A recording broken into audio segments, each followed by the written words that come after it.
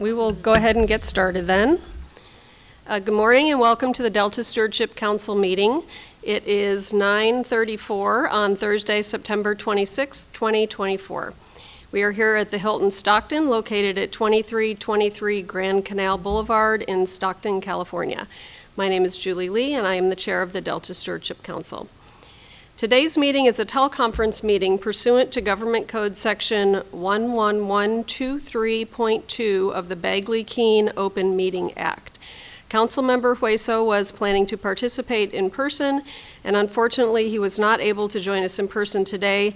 However, Government Code Section 1123.2 subsection J2 allows a member attending remotely to count towards the in-person quorum if the member has a need related to a physical or mental disability that is not otherwise reasonably accommodated pursuant to the Federal Americans with Disability Act of 1990, provided that the member notifies the council at the earliest opportunity possible of their need to participate remotely and provides a general description of the circumstances relating to their need to participate remotely.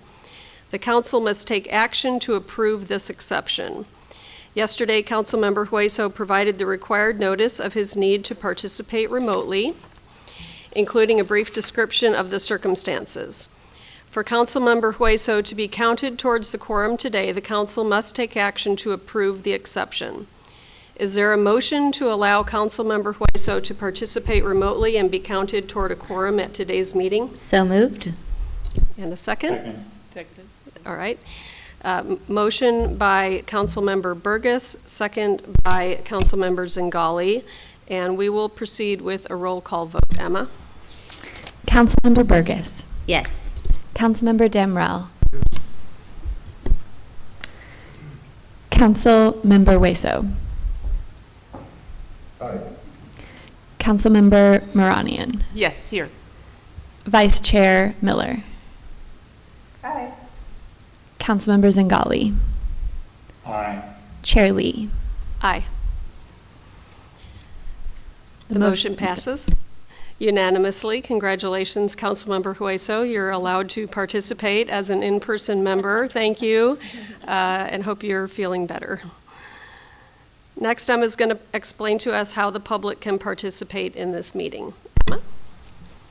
If any member of the public is interested in providing public comment on any agenda item during today's meeting, please send an email blue card to engage@deltacouncil.ca.gov. Be sure to note your name and the agenda item you wish to speak on. When called, the clerk will unmute you. Thank you. In accordance with the Bagley-Keene requirements, we're going to do a roll call vote of all the in-person council members. This will include Councilmember Hueso pursuant to the vote we just took to establish a quorum. Emma, can you lead us in a roll call vote for the in-person council members? Councilmember Burgess. Here. Councilmember Damrell. Councilmember Hueso. Here. Councilmember Moranian. Here. Chair Lee. Here. For our remote council members, please disclose if there are other individuals over the age of 18 with you and a brief description of their relationship to you. Additionally, please remain on camera for the duration of this meeting if possible. Emma, can you lead us in a roll call vote of the remote council members? Vice Chair Miller. Here, and I have one person in the room with me that's over 18 helping me make sure that I'm online. And thank you. Councilmember Zingali. I'm here. Are there any individuals over 18 with you in the room? No, there's no one else present in the room. Thank you. All right, thank you. We have a quorum. The next item is our public comment item. This is for anyone in the public to comment on any topic that is not on the council's agenda today. Any comments on items on the agenda will need to be taken during that item. Emma, do we have any public comments for items not on today's agenda? No, Madam Chair, we do not. Right. Our next agenda item is our Tribal Environmental Justice Issue Paper Public Review Draft Release.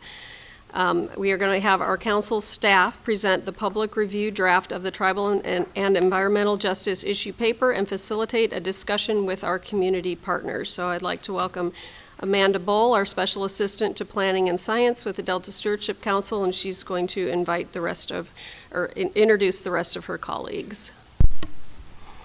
Great. Thank you, Chair Lee, and good morning, council members. I am Amanda Bohl, Special Assistant for Planning and Science here at the council, and I think I speak for everyone here at this table when I say how excited we are to be presenting the public review draft of the Tribal and Environmental Justice Issue Paper to you and to the public. This paper is the culmination of 3 years of work by many current and former council, staff members, and fellows, and represents staff's evolving understanding of tribal and environmental justice in the Delta and our recommendations on how the agency can better conduct its work through these lenses. The overall purpose of today's presentation is to preview the key components of the draft paper, helping to prepare you and the public for your review and comments. We'll provide a brief overview of the process staff undertook to develop the paper, walk through the key components, and outline the next steps for finalizing the paper. So our plan for this morning is first to have you all hear from all of us, and following our presentation, we welcome questions and comments from the council. We'll then invite members of the organizations that participated in the EJ expert group to the table to reflect on the process and the contents of the paper. And then this will be followed with time for the council to engage with our expert group members as well. And then there will be time for public comment. So co-presenting with me today are Environmental Program Manager Morgan Chow, Environmental Scientist Megan Thompson, Environmental Scientist Annie Merritt, and Senior Environmental Scientist Annika Ragsdale. Next slide, please. So as you may recall, the Council's 5-year review identified environmental justice as a key emerging issue, and I should specify the 2019 5-year review, identified environmental justice as a key emerging issue, noting a specific need for more information and analysis to inform potential future actions. With all of this in mind, 3 objectives for the issue paper were set, which you can see on the screen in front of you and on the screen and in the presentation you have. The geographic scope of this paper is what is considered the legal Sacramento-San Joaquin Delta, and staff recognizes that tribes and tribal communities view the legal delta as an artificial construct. So as such, this paper is not a full exploration of all tribal and EJ issues in the Delta watershed and how tribal and EJ issues manifest both upstream and downstream of the Delta, which, however, we do feel is a topic deserving rigorous study but was beyond the scope of this particular issue paper.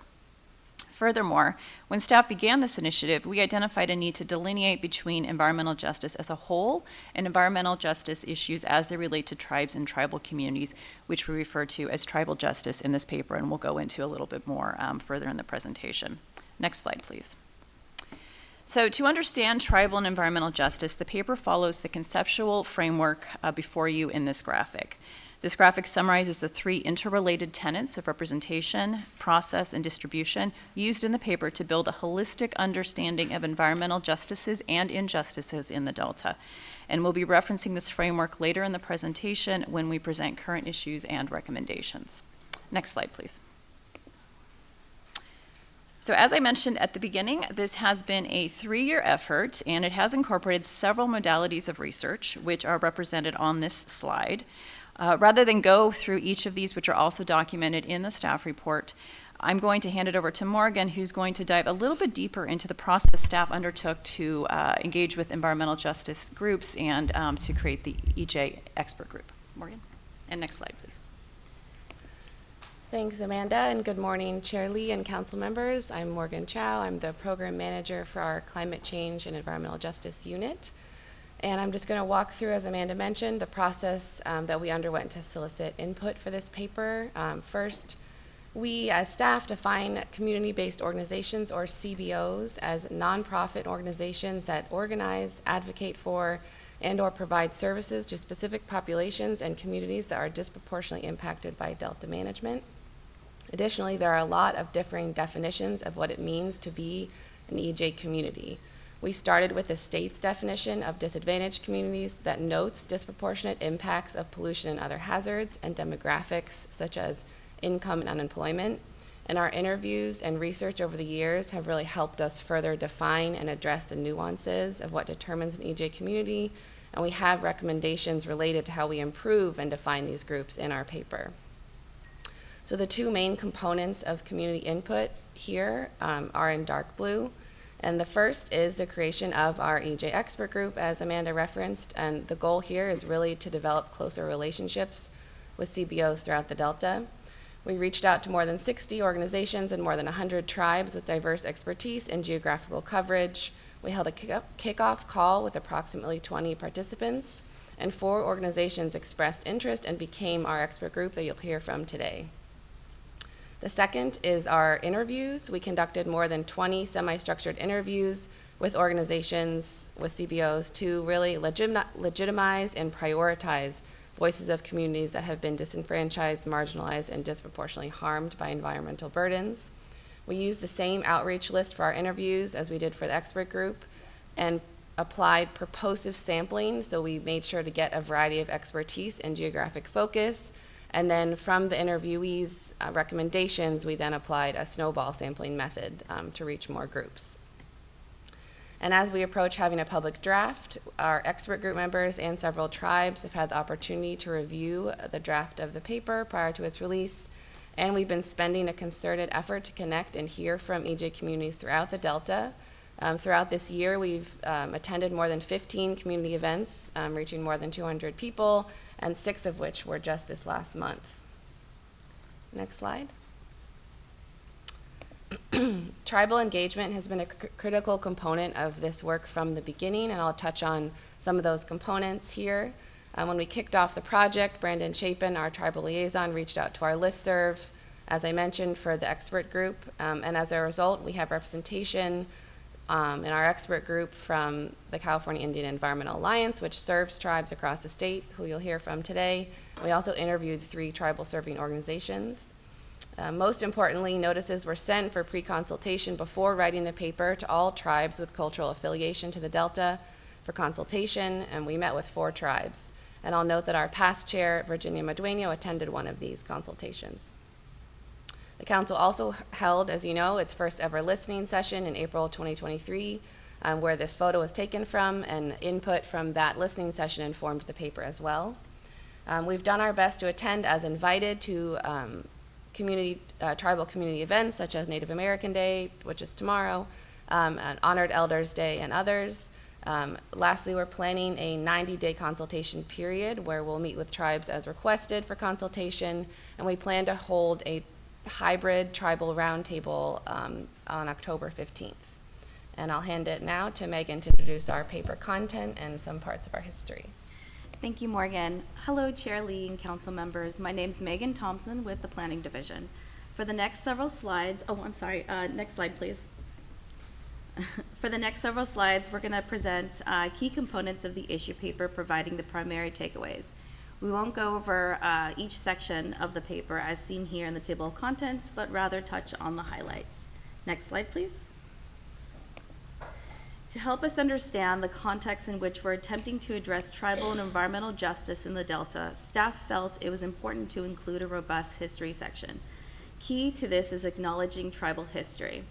The Delta ecosystem at one time supported more than 10,000, or 3% of the estimated native population in California, who view the entire watershed as one interconnected, culturally sacred system.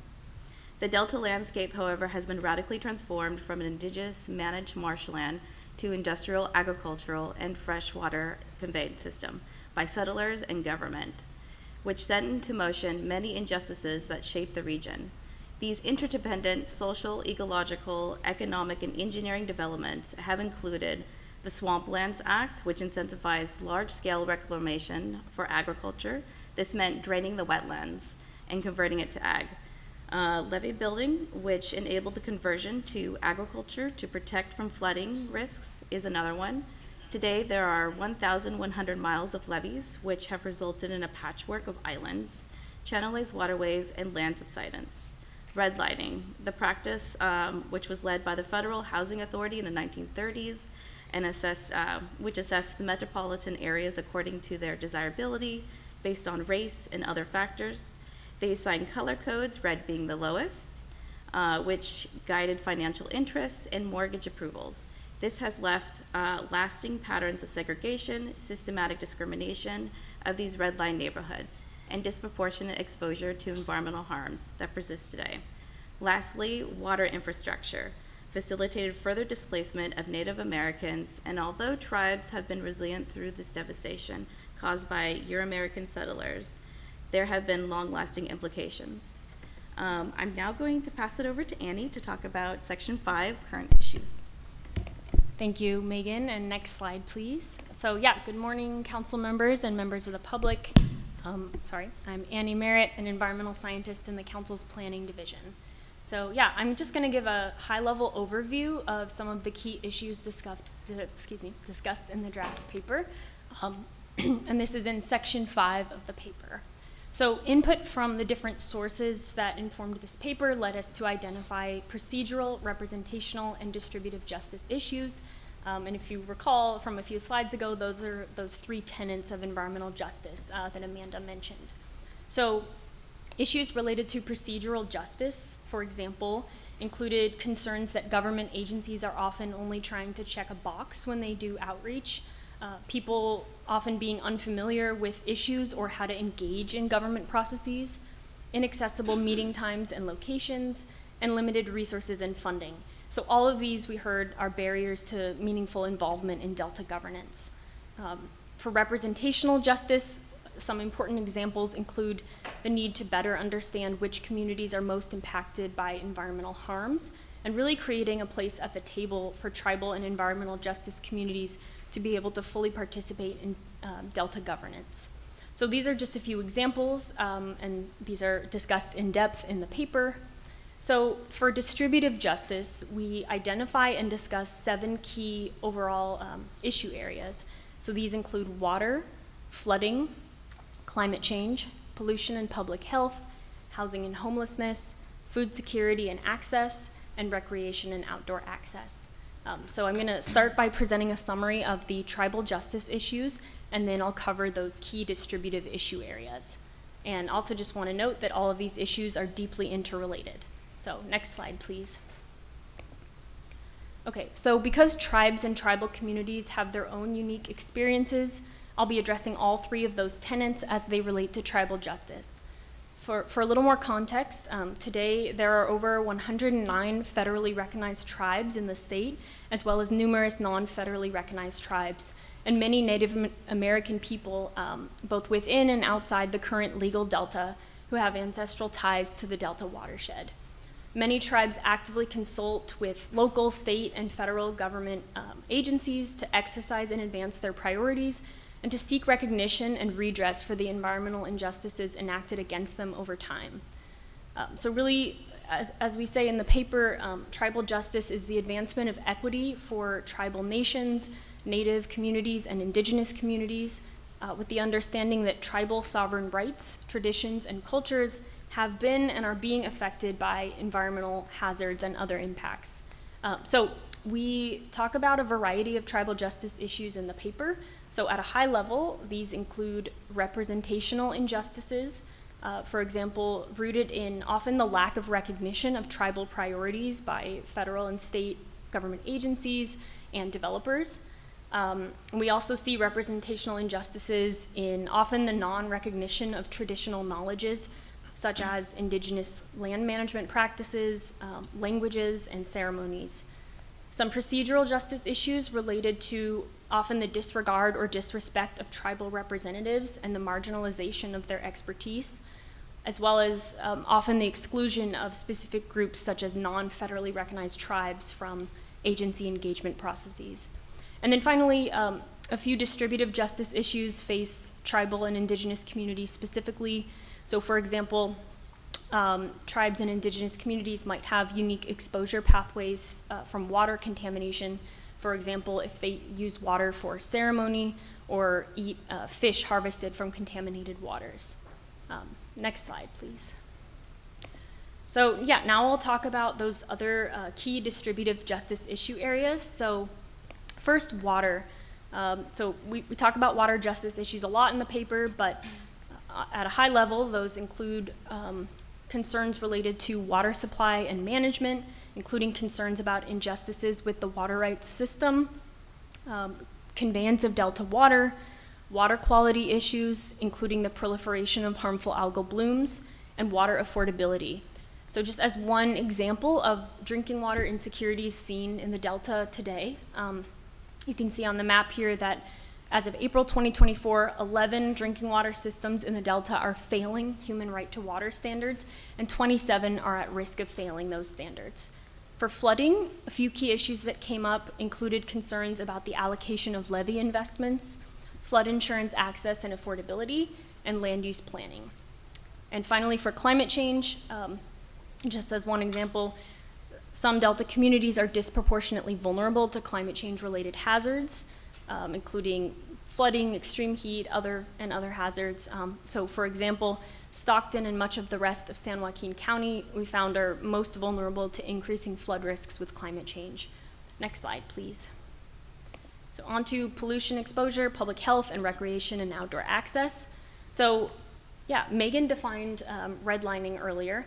So redlining practices, as well as other past and current land use decisions, have really led to those communities facing a disproportionate exposure to pollution today and resulting long-term health impacts.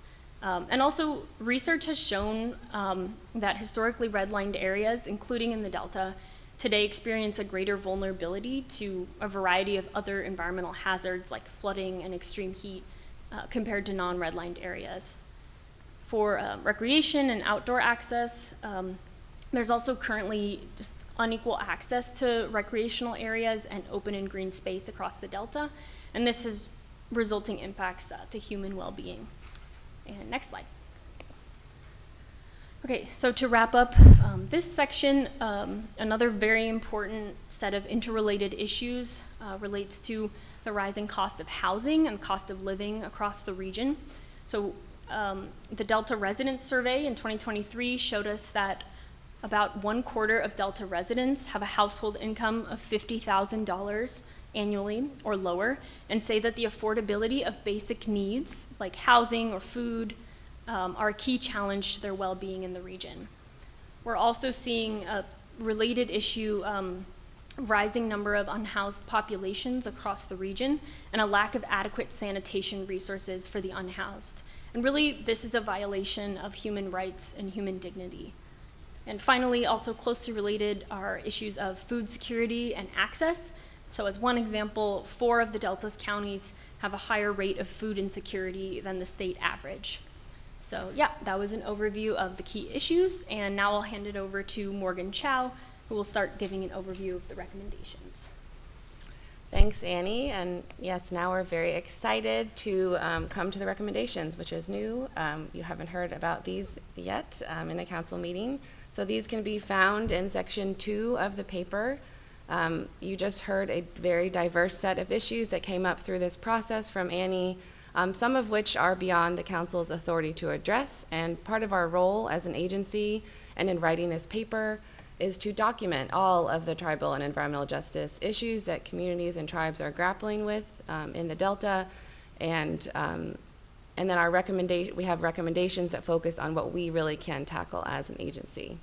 Our recommendations do, however, both include general recommendations, which we'll cover first, that are relevant to all agencies working in the Delta, and then a more in-depth list of recommendations that are specific to the council, and we'll touch on examples of those over the next several slides.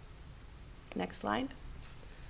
So first, here's our general recommendation list at a high level.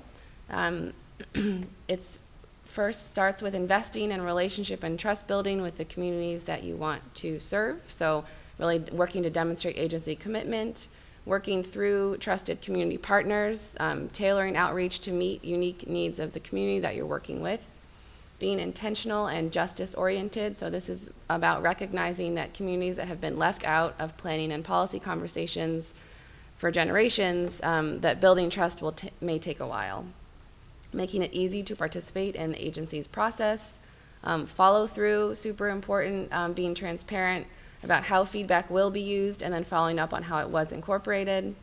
working to enhance connections across agencies, so recognizing agencies can be more coordinated to reduce community fatigue. And then lastly, identifying and working to fill research needs to help with decision making, so including topics of emerging concern from communities like harmful algal blooms and other community identified science needs.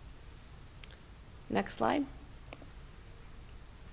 So now to our council specific recommendations. We have them organized according to 4 goals.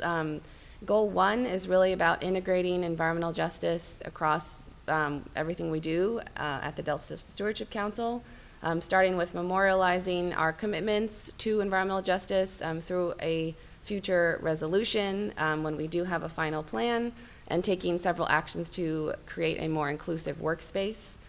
As we mentioned up front, we note really that there's a need to improve our spatial understanding of Delta and statewide, really EJ communities that are affected by Delta and statewide management. So this is an example here of our screenshot of our social vulnerability index that we created several years ago as part of our climate adaptation work. And this has been a great baseline for understanding of community vulnerability, but it has its own limitations and really can be built on from what we've learned through this work and other efforts. And lastly, this goal addresses ways to improve both tribal and environmental justice community representation in Delta governance, and works towards developing new partnership models for tribes, community groups, and government. Next slide. Goal 2 really focuses on tribes.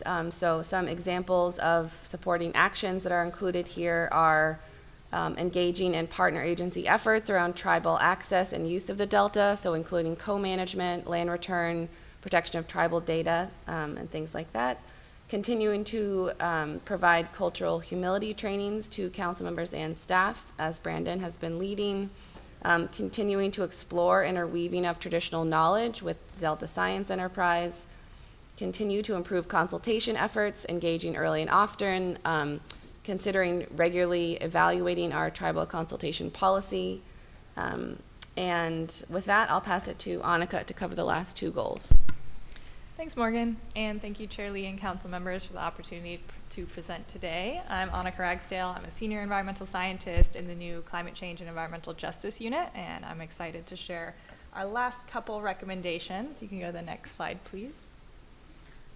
So this goal 3, is about furthering community-engaged research that centers on community needs and desires. For example, at the council, we can include tribes and EJ practitioners in the council's Delta Social Science Community of Practice, and into our Science for Communities program, which pairs community organizations with scientists to collaborate on projects together, which I know some of our EJ expert group members have also been a part of.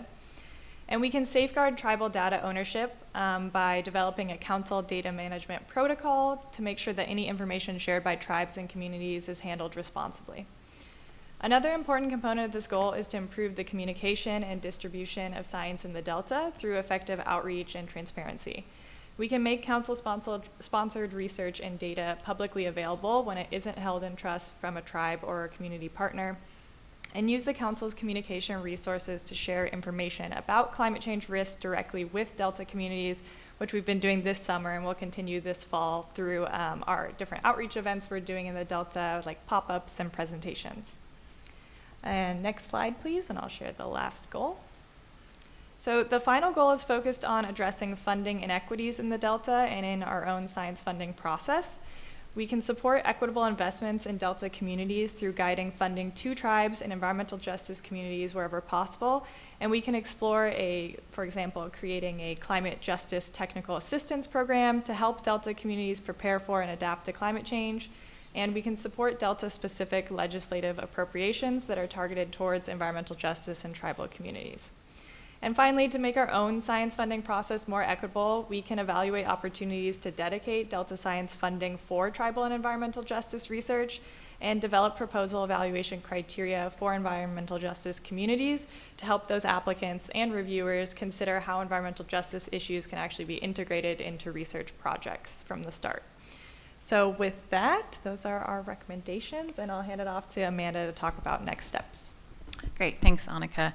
So what's next? The draft paper is currently out for a 60-day public review period, which will end on November 4th, as well as a tribal consultation period, which ends in early December. As previously mentioned, on October 15th, we'll be hosting an in-person and virtual tribal roundtable. And then during the public comment period, staff will also conduct additional community outreach. This fall, we plan to join events in Stockton, Sacramento, Walnut Grove, Lodi, and West Sacramento to continue to connect with Delta community members. Community concerns and ideas that we hear during this outreach will be considered along with other public comment as we finalize the paper. We have also translated the executive summary and the info sheets into Spanish, and those are available on our website.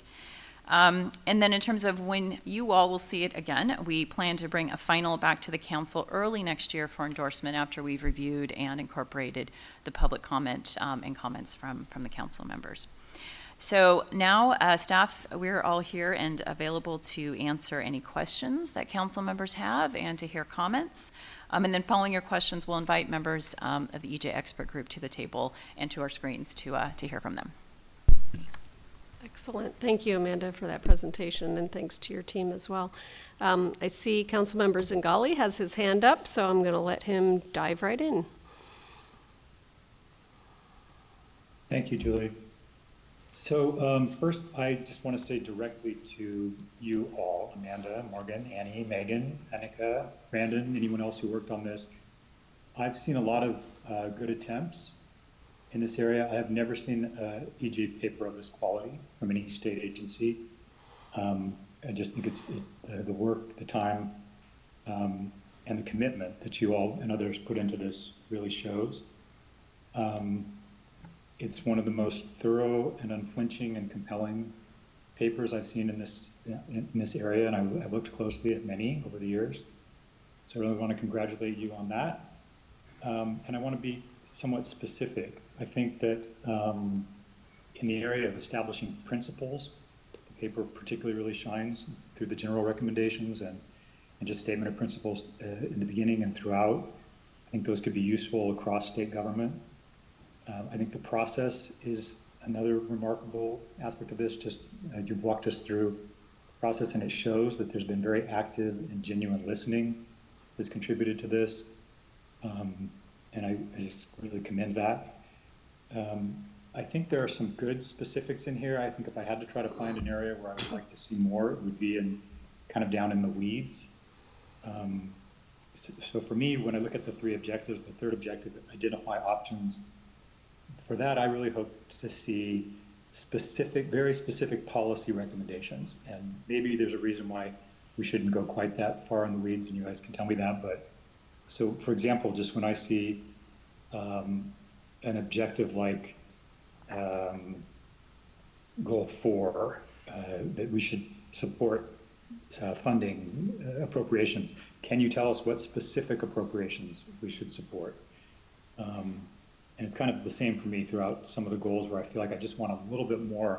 The principle is clear and right on, but I would like for us and the world to see specifically what actions we could take. So that would be the one area I'd like to hear a little bit more from you all on now or in the future. But congratulations.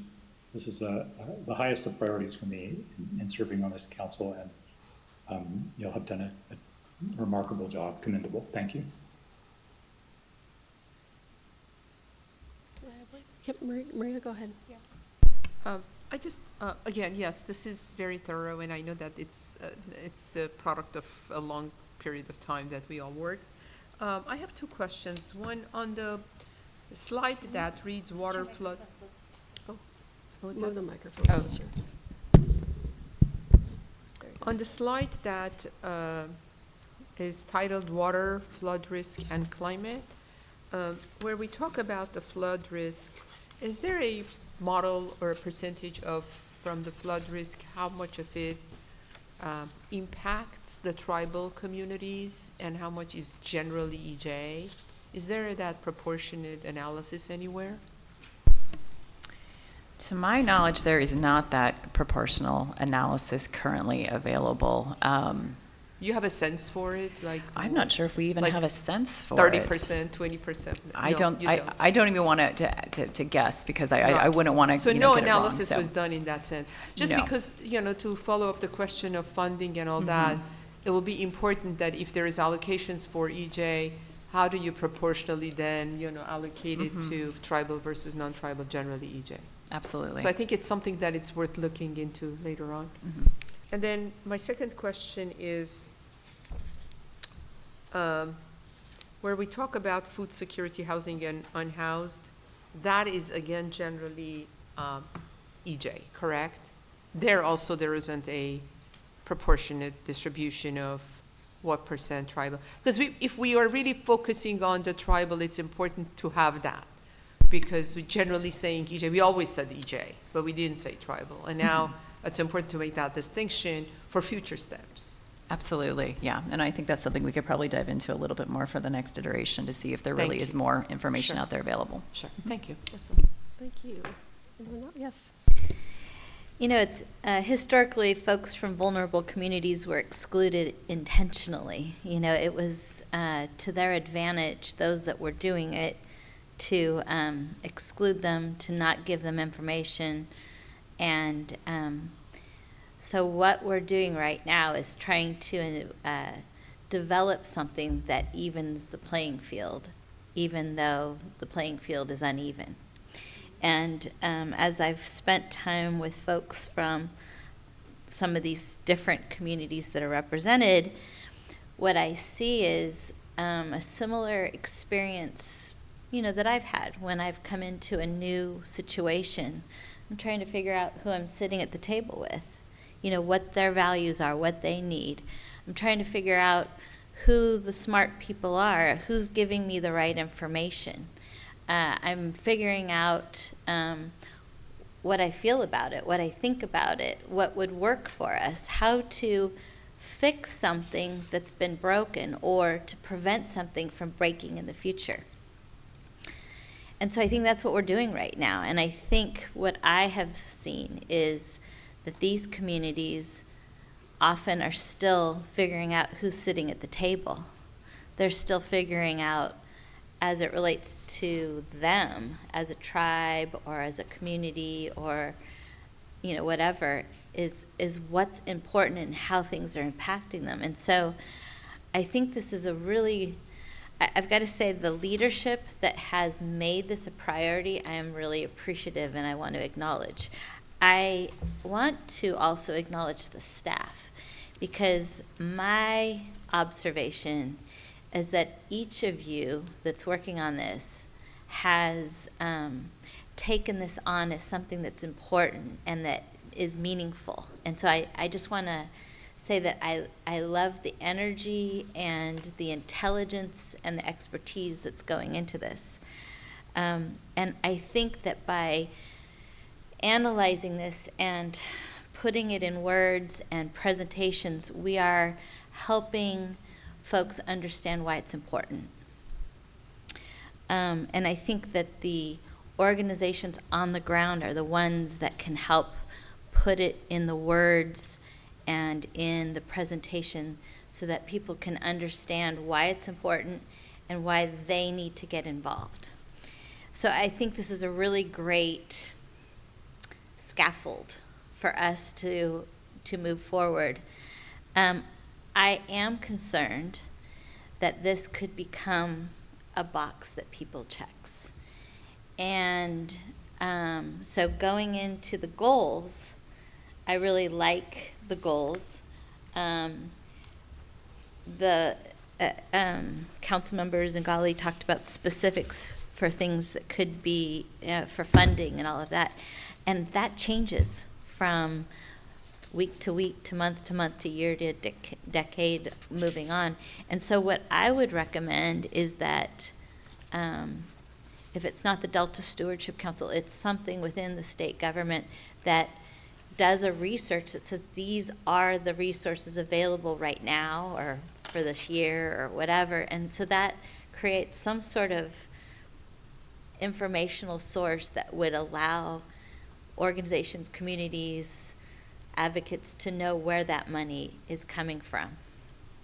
And I think one of the funding inequities is access to experts, because experts cost money, not because they want to get rich, but because, it's a job and it's a research and it's all of those things. And so I really hope that there will be some leaning in on giving people access to expertise unbiased, so that it's not coming from the folks that already have their finger on the scales, but someone that can come in and give them, whether it's the research or the help in legal advice or the negotiating or the communications, all of those things. That's what I have observed. And so I'm really glad that this is coming out. I know that it's not perfect, but I think it's a really good start, and I appreciate all that contributed to it. Thank you. Is there any legislative effort that you know of or are aware of that would address this issue? Well, I think the state is making different efforts. I know a lot of community groups are working with their legislators to address various aspects of the various issues that we address in the paper. I don't think I have like a current running list of what those would be, but I know this is certainly environmental justice issues, and the administration is working a lot with tribes, and so I know that things are being done, but to what extent? I don't have a list currently right now to say what those would be, but there are various attempts, I think, currently underway. Oh, and I'm going to refer to our legislative and policy director, who will be able to give a clear example. Councilmember Dammer, I'll just mention too, I have a few bills I'm going to go over in our ledge report later that I can point to. There's various, like Amanda said, there's various different ways that the legislature and groups are working through that process to address those. And I can walk through those during the ledge update if that's helpful. Well, it just strikes me that this would be an ideal effort on the part of the legislature. And I don't know who is the person that would be leading this in charge, but it would seem to me a natural for somebody that would take this, bowl this issue into something very meaningful. And it strikes me as a very important issue that is apparently is not addressed in any shape or form. Is that correct? I think that's part of our goal here, is to move the conversation forward to better inform not only legislative efforts, but other state agencies in the way that they operate in the Delta. I do think there are some bright spots where there is progress, but I think Councilmember Burgess is right that this is part of our job here, is helping to educate others about what we're learning from our partners and on these issues, and to elevate that so that the conversation can advance. And hasn't the governor kind of taken a leadership role in kind of elevating this? And isn't there someone in his administration that actually kind of leads a lot of these? Am I right? Certainly on the tribal side, yeah. Yes. Councilmember Hueso, and then Councilmember Miller after that. From that subject, I don't know to what extent, other than making the document public, that we send copies of this to the legislative offices, to both the Assembly and the Senate. I think this would be excellent information. They're always looking for data. They're always looking for information on which to base legislation. So studies that the state publishes often are sent to legislators. If we can do that, I think it would be a great way, without making specific recommendations, just send the document so that the legislators and their staff can review. I think that would be very beneficial to the whole process. Yeah, and I'll add really quick, one part of the outreach for this for the issue paper to public draft is to we have a briefing scheduled with legislative staff to walk through the recommendations in the draft report. So that's exactly what you're mentioning, Senator Hueso. Councilmember Miller? Thank you, Madam Chair. Just two really brief comments to build on what everyone else has said. One, in addition to the compliments from Daniel, I'd like to compliment the humility with which you approach this work.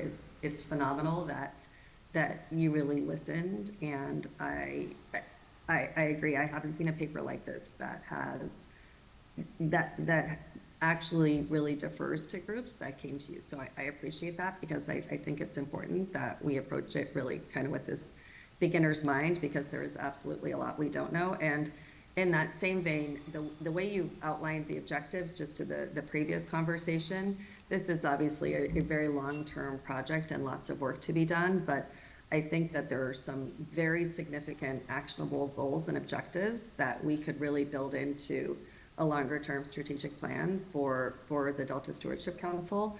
And so what you've really done is create the beginning of some longer-term objectives that the board can really work towards and take a keener interest in learning about. So I think those two things mean that this is not a study that will sit on a shelf. This is really a call to action, and it's incredibly well done. So it's that and a call to learn. So I think it'll be, hopefully, and I think have almost no doubt that it will be incorporated into all of our work and all of our strategy going forward. So really grateful and really look forward to continuing myself to learn and to the action items that we can continue to take.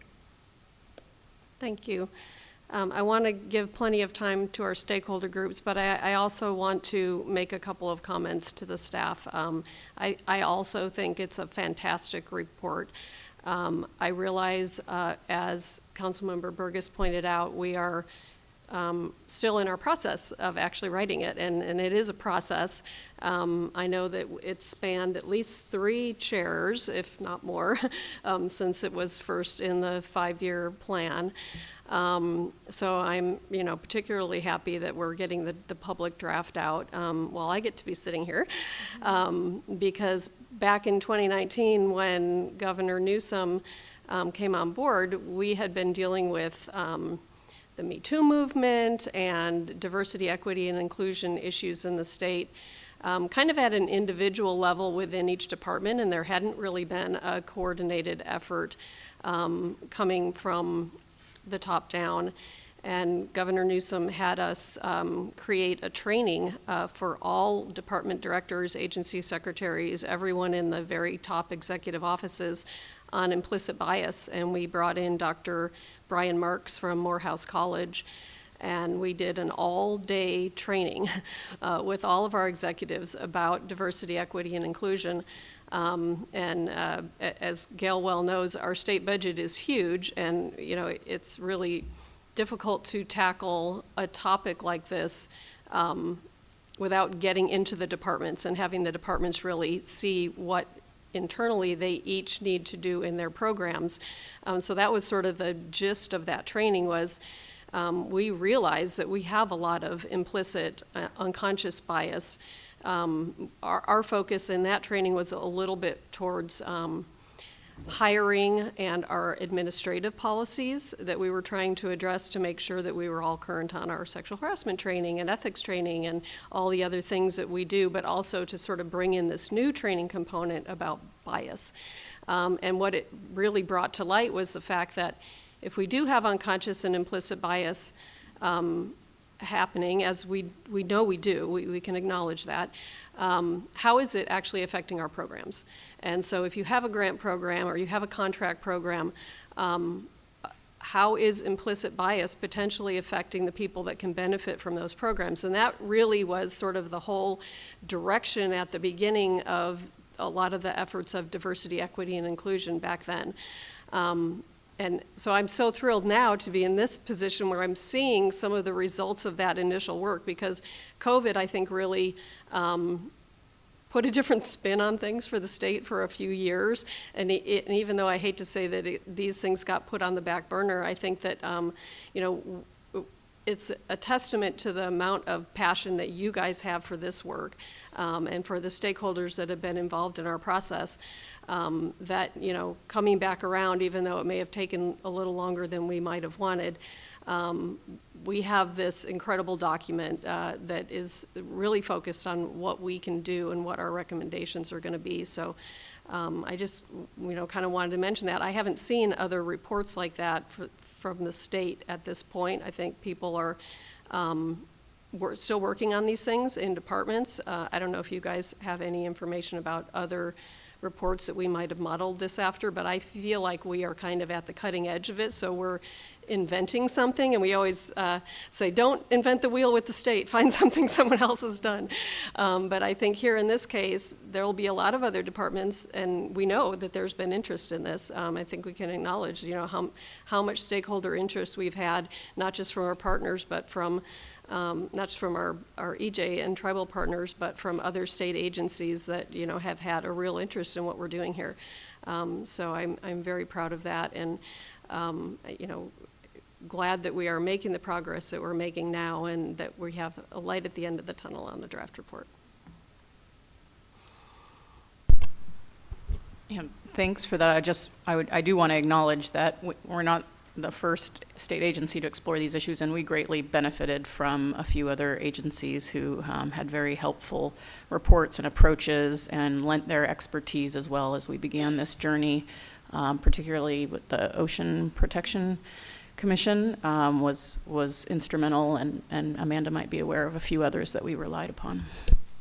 Yeah, the number of agencies, even the Water Board has done some work like this, and a number of other entities, and certainly as we were scoping this project several years ago, and this predated me being involved, a lot of research went into looking at what other agencies had done, both in the state and federally, as guidance, because, to the degree we didn't want to recreate the wheel unless we needed to, and there were a lot of helpful examples out there. Great. So with that, I would like to invite the members of our EJ expert group to the table and to our screens. And I think just while this transition is happening, I really want to, and I'll do a more proper introduction in just a moment, but I'd really like to thank the folks in particular who are speaking today, Sherry, Gloria, Bob, and Barbara, for their time this morning, as well as their time and thoughtfulness over the last few years. I also really want to thank Sarah Medina from Restore the Delta, who's in the audience, Matt Holmes, formerly with Little Manila Rising, and then also Jasmine Peterson from Little Manila Rising, who also were helpful and participated in the EJ expert group over the years as well. And I do want to reiterate, too, that staff, or this has been mentioned by some of you, staff has learned a lot from everyone who has been involved with this, and we have a lot more to learn. This is the beginning of a process, and it truly has been a humbling experience, I think, for each and every one of us who have been involved in this. So I really do have a heartfelt thank you to everyone's involvement in this. So anyway, enough of us. Speaking with us today, and in this order, we have Sherry Norris, Executive Director with the California Indian Environmental Alliance, who is joining us online. Gloria Alonso, Environmental Justice Advocacy Coordinator with Little Manila Rising. Bob Erlenbush, Homeless Advocate with the Sacramento Regional Coalition to End Homelessness, also online. And then Barbara Barragan-Parilla, Executive Director of Restore the Delta. And I'll hand it over to Sherry to begin. Hi, can you hear me, everyone? Yes, we can.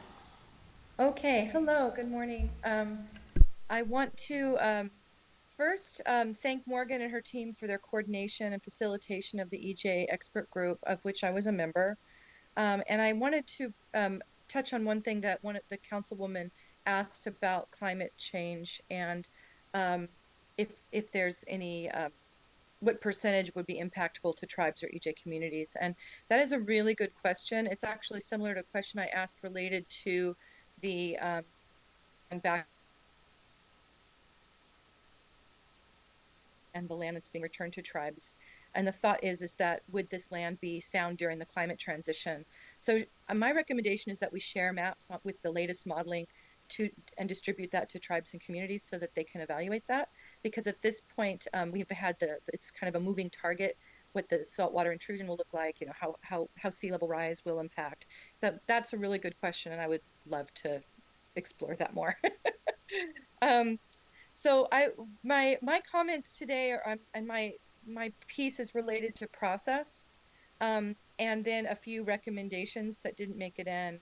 And related to process and the draft now being shared publicly, unfortunately, Sia's contract or my contract to be part of the EJ expert group ended before the final draft was completed and available for public review by the group, or review by the group before it went publicly. I did ask if I could review that final draft one more time, but we're told that since we were not in contract that we could not. But since I'm listed as part of the team, it's disappointing that this draft doesn't fully reflect what my recommendations would have been now that I've read it. It would have been able to clear up some missing information, some errors, and some omission where there's or in areas where key points in the language was changed that results in some of these areas that I wanted to emphasize being de-emphasized inadvertently. In keeping with tenets of EJ, we recommend that in the future, when groups are convened to provide content to a document, is afforded the opportunity to review the final draft before it goes out to public, even if reimbursement for their time is not possible. For many, including myself, it's the quality of the work that's most important over the ability to get paid for that work. And I recognize that that is not the case for everyone. I'm not saying that that's a good basic tenet is to ask people to do work without being compensated. That's not the case. But in this case, this document is really important to me and really important to tribal communities. And I really want to make sure that the final version that they're reviewing includes as much as possible. So with that, I have a couple things that I wanted to tell you that I can see in here that could use some support and edits. And I'm not sure if that can happen before the October 15th tribal meeting, but at least perhaps these can be included in the conversations at that time with tribes. In particular, I hadn't seen the executive summary. And the executive summary explains that tribes are political entities, but it doesn't talk about that tribal members have a multi-citizenship status. And I think it's really important for people to understand that when you talk to tribal members, you're talking to people that are citizens of counties, states, and the states that they reside in, additionally, are citizens of tribal nations, and the tribal nations have responsibility to their membership. So that really plays in with EJ communities, because we do hear, sadly, from some of our colleagues in the EJ world that they don't understand why tribes are asking for treatment that they might view as being preferential. And it's not that; it's that tribal nations are governments and do have and do have that self-determinate and that responsibility to their own membership. So I think just elevating that response that tribes have responsibility to their membership is really important in that context setting document. On page 6, we talk about having there's a chart there, and I could see a few things that could make that stronger. Under representation, it says impacted communities are represented in the decision-making process. It would be really nice if it wasn't just in the decision-making process, but it was also in the outcomes of those processes and having the opinions of tribes being incorporated into the decisions and not just being heard, right? And I do see that throughout the document, but I think to have it elevated, because some people aren't going to dig in and read the whole thing, but to have that in this graphic would be really good. Similarly, in the process, in the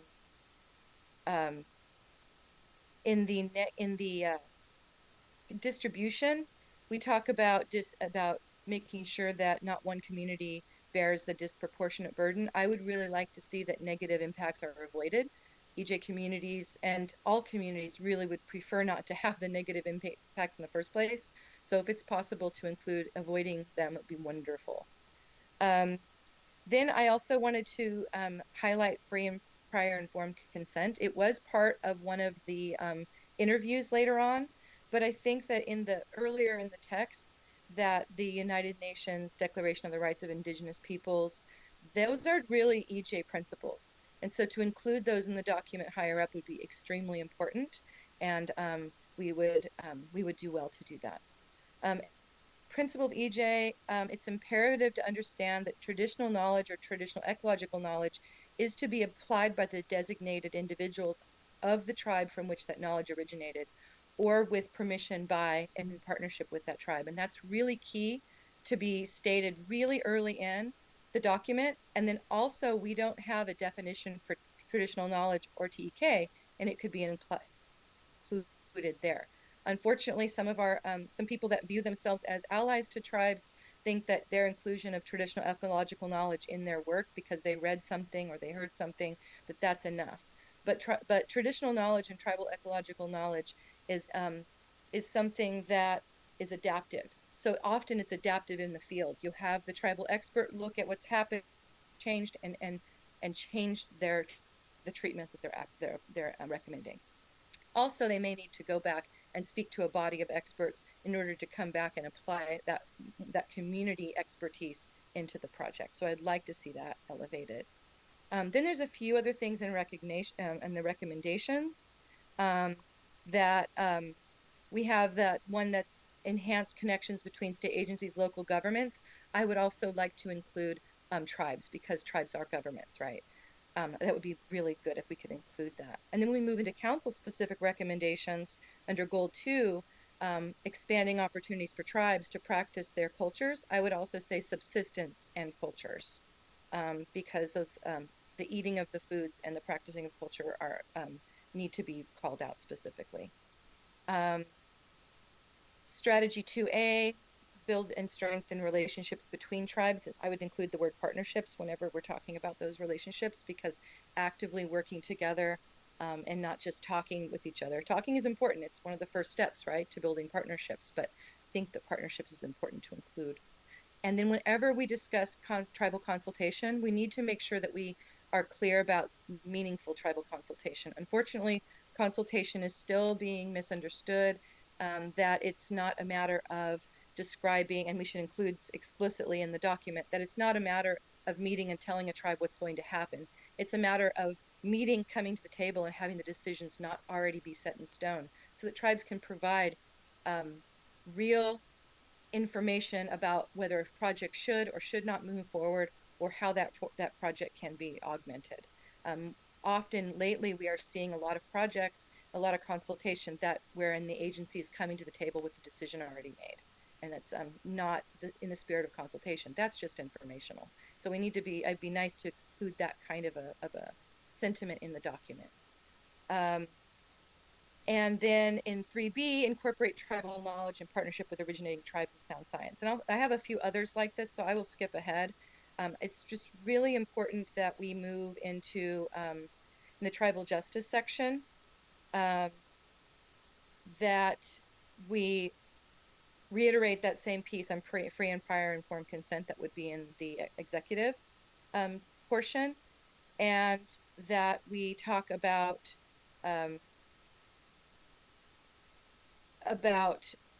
in climate change, there's an urgent need for it to be understood that traditional knowledge created, maintained, and could restore the diverse ecosystems and resources found in California.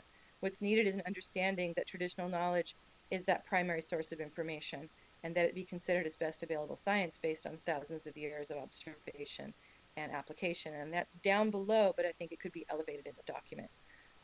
The area on displacement of original habitats, the population is low. I leave this to my other colleagues to discuss as well, but that does not meet what the text has shown. It's at least half as low as what I've read and seen in other areas.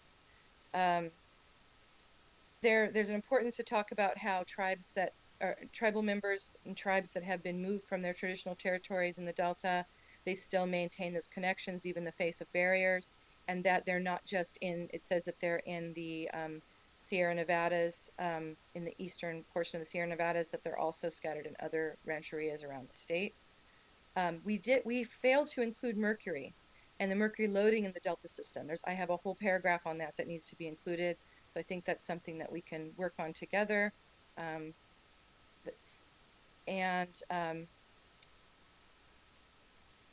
There's a whole piece on how tribal members, there's a lot of SIA's early work and why we do the work that we do now, is that one of our early jobs was to tell tribal members and about how to avoid eating fish that are high in mercury. And we saw some very solid and hard visuals of tribal members experiencing grief and the worry that their children were going to experience permanent learning disabilities. So when we talk about impacts in the Delta to environmental degradation. We really want to make sure that mercury is included. It's continuing. It doesn't look like we don't have a plan for moving it from in stream. We do know that some of in the Delta contribute to methylation, so that's where we're wetting and drying areas that for farmland, and where we are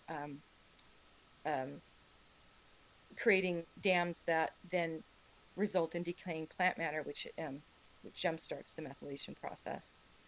So lastly, that we want to make sure that we include in there that anytime an organization like myself, like our organization, the California Indian Environmental Alliance, is engaged, that does not mean that the tribes have been engaged. So I look forward to the process now for public review, and hopefully we can have some dialogue with tribes to edit this document collaboratively so that we can have agreement on some of the pieces out here, especially since we're in the final version and there might be some differing perspectives, and hope to be a part of that conversation. And that's all that I have today. I want to thank you very much. Great. Thank you, Sherry. And I will hand it over to Gloria Alonso from Little Manila Rising. Good morning, Chair and members of the Council. I just want to begin by extending my gratitude to the DSC and every staff member that contributed to the production of the issue paper. This is an effort that predates me, actually. And in that note, I also want to acknowledge, even though Morgan already mentioned the contributions from my colleagues, Jasmine Pedersen and Matt Holmes, over the past 3 years.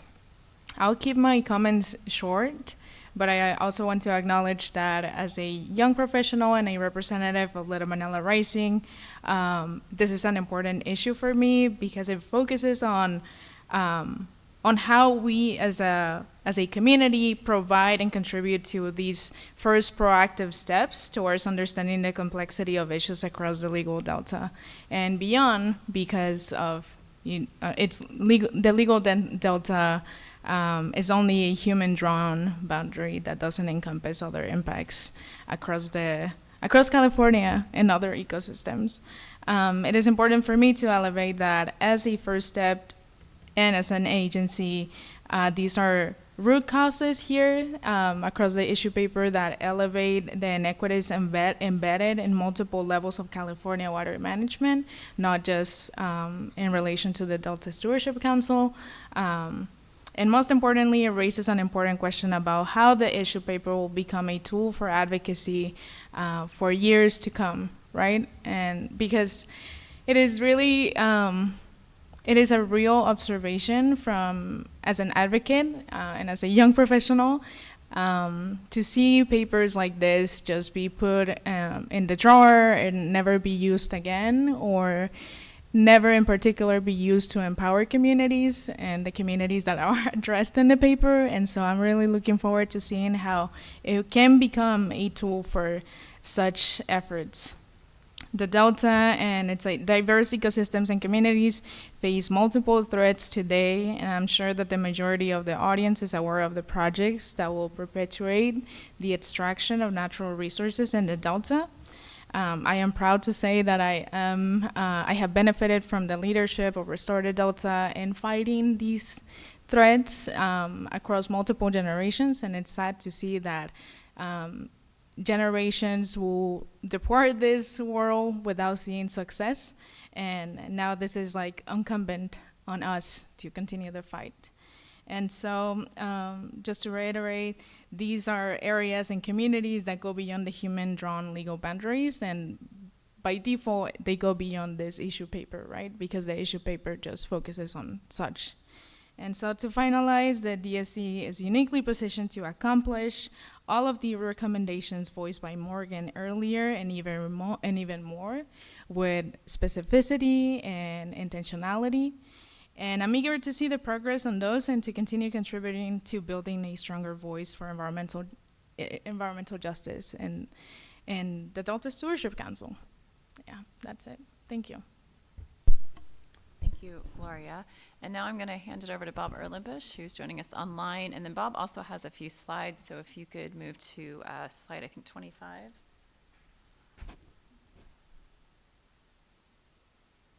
And one more slide. Thank you. Bob? Uh, Good morning. Thank you again for the invitation and for allowing me to be on the environmental justice working group for the last couple of years. Again, I'm Bob Rollenbush with the Sacramento Regional Coalition to End Homelessness. We're an advocacy coalition locally in Sacramento County. I'm also on the board, longtime board member of the National Coalition for the Homeless in Washington, D.C.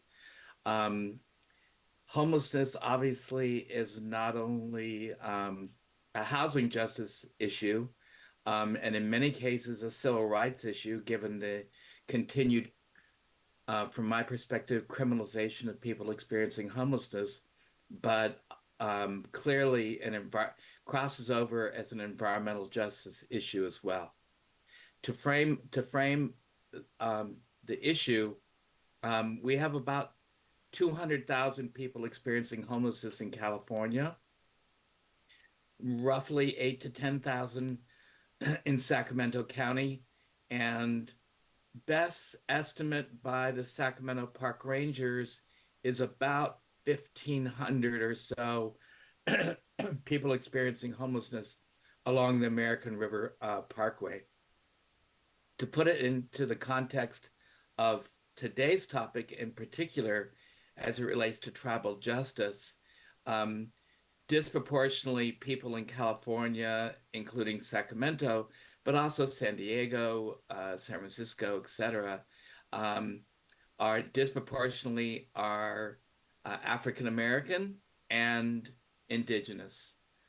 African American homeless people are overrepresented by a factor of 4 compared to the general population of about 13%. So roughly 40% are African American. And Native Americans, indigenous people experiencing homelessness, are 6 times higher than the population in the general population, which is about 1.5%. So roughly 10% of the homeless population are indigenous. In Sacramento, that means, well, you can do the math pretty easily. In Sacramento, that means roughly 1,000 people, and in California, roughly 20,000 people. Next slide. So climate change, sort of stating the obvious, highly impacts the health of people who are highly vulnerable. Obviously, people experiencing homelessness. To remind you that in California, California has the highest percent of unhoused homeless people due to no fault of their own, due primarily to the lack of shelter and the lack of obviously affordable housing. So highly vulnerable to all the different aspects of climate change, which is a matter of life and death. Just last year, we had 8 homeless people in Sacramento die during the storms. So rainfall, increasing temperatures, wildfires. Just a second on wildfires and fire and smoke, especially for people who are outside. Increasing research shows a direct correlation. It's called fire brain. If you look it up, fire brain, direct correlation between wildfires, exposure to fire and smoke, and increasing mental health issue. For about roughly 40% of people experiencing homelessness have other mental health issues. So being outside, being exposed to extreme heat, fire and smoke makes those mental health issues even worse. So exposure to floods and droughts and violent storms, extreme heat. Don't forget, if with 70% of the homeless population outside, if it's 108 air temperature, it's about 130 on the grass and even hot, maybe even 140 degrees on the pavement. So that's important to remember. It's not the air temperature; it's the temperature you're exposed to by being outside. Also, in terms of the under impacts, lung disease and allergies, the single biggest health issue for homeless people in Sacramento and for many homeless people around the country is asthma. So being exposed to fire and smoke and extreme heat, etc., is really makes lung disease and allergies the number one health issue, public health issue for physical health issue for people experiencing homelessness. So to sort of cut to the chase, we need warming centers, we need cooling centers, and we need clean air centers, of which they're far and few between, not only in Sacramento, but in communities up and down the state. We do not have enough warming centers, cooling centers, or anything close to a clean air center for people who are exposed to dangerous air quality. Next slide.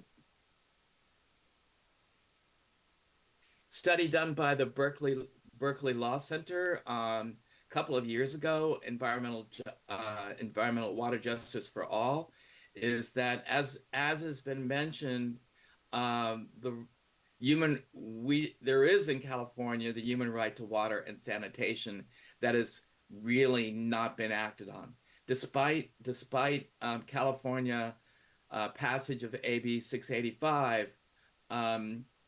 There are really no minimum water standards for access to water and sanitation, really no way to enforce the mechanism to incentivize jurisdictions to comply for AB 685 as it relates to people experiencing homelessness.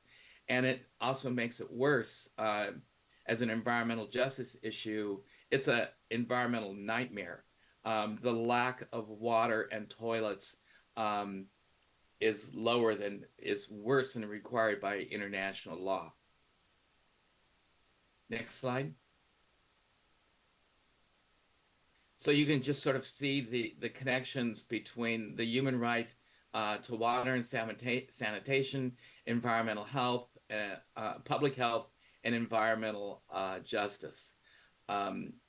We did do, as that sort of yellow circle, we did do the coalition of, about 5 years ago, did looked at every single of the 205 city parks in Sacramento. Only 16%, or 33 of them, had bathrooms that were open. 21% were locked, and 63% only remained open from sunrise to sunset.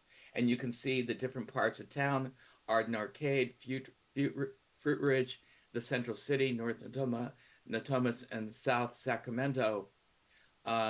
The lack of access on the part, specifically the city, to public restrooms. And it's gotten worse. Next slide. That was, so just to conclude, the city has done it, and the county have done a terrible job of providing access to sanitation.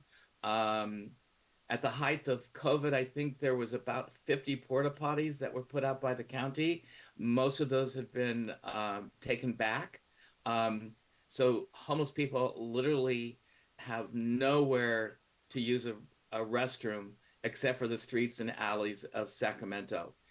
Finally, I mentioned the continued criminalization of people experiencing homelessness. What that means is that people's stuff is taken all the time, not only their personal possessions, but their life-sustaining possessions. In other words, when there are police sweeps, not only by the sheriffs, but the LAPD, etc., people's tents are taken and destroyed, their blankets, their sleeping bags, etc. So not only did I say that homelessness is a housing justice issue, an environmental justice issue, but in the case of police sweeps, a civil rights issue as well. So we would like to see specific to the issue of water and sanitation, really an enforcement of a law that already exists, that it doesn't have any teeth to it, or if it does have teeth, it's not being used as it relates to people experiencing homelessness, the human right to water and sanitation. Again, thank you for the invitation. Great, thank you, Bob. And now I will hand it over to Barbara. And Barbara also has a slide, so if you want to move it to slide 30, to the next one. Thanks.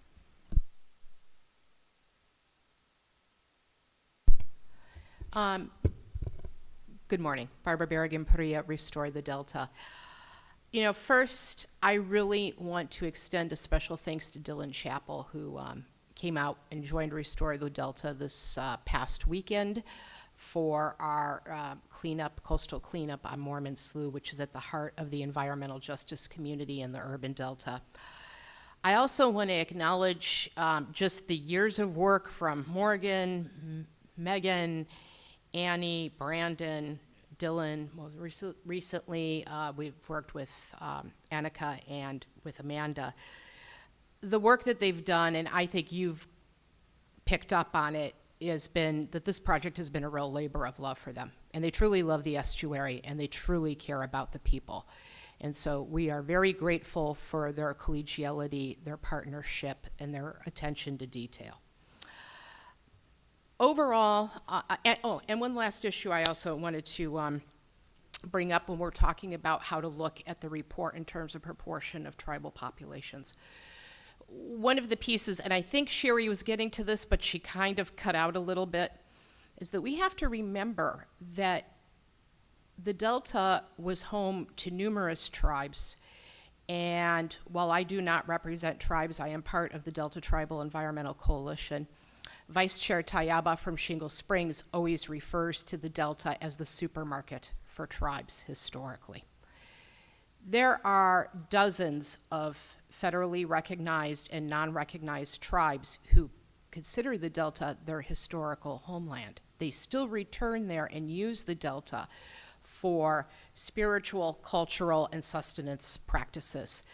So you can't just proportionately say X amount of tribal people are impacted when they were forced through relocation from genocide and were displaced from the estuary. It's still their homeland. And that's kind of the way you have to look at it. You can't break it down to a percentage issue.